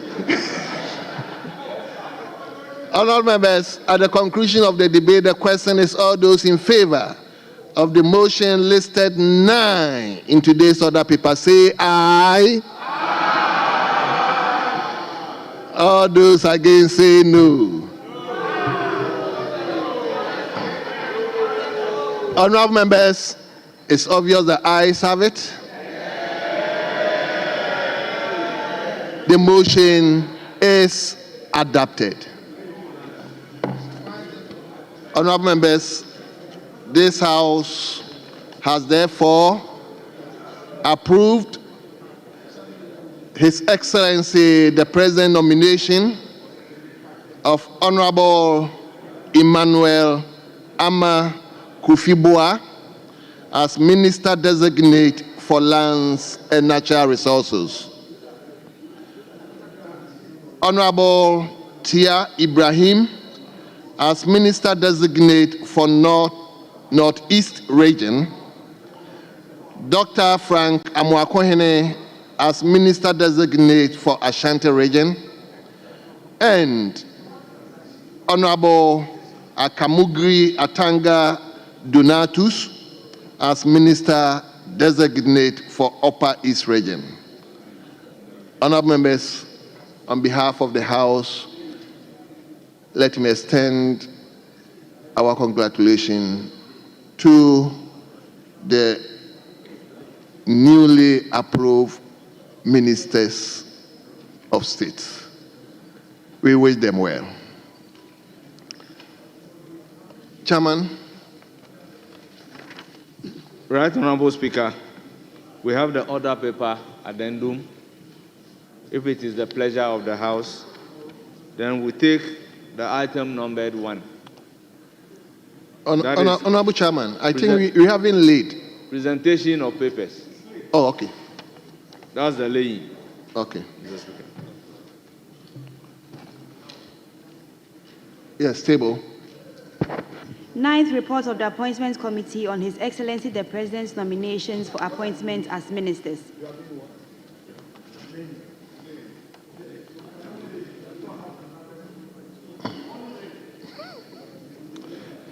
Yes, honourable members.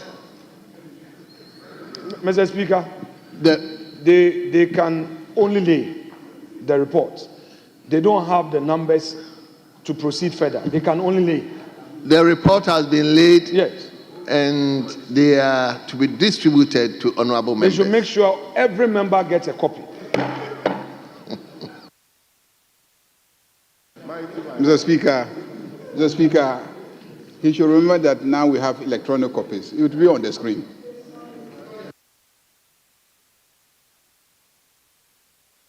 Mr. Speaker, now the majority leader is dealing with semantics. It is not there. We don't have the electronic copy. They are now distributing. So that should be made known. Yes. The pressure of the House now. Can we suspend for some few minutes?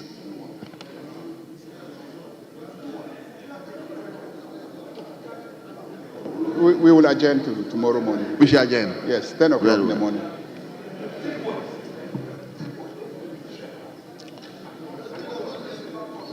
Honourable members, the pressure of the House is to adjourn the House to tomorrow. Is it 10 or 12? To tomorrow 10 o'clock in the forenoon. Midday. Tomorrow 10 o'clock in the forenoon. Honourable members, the House stands adjourned.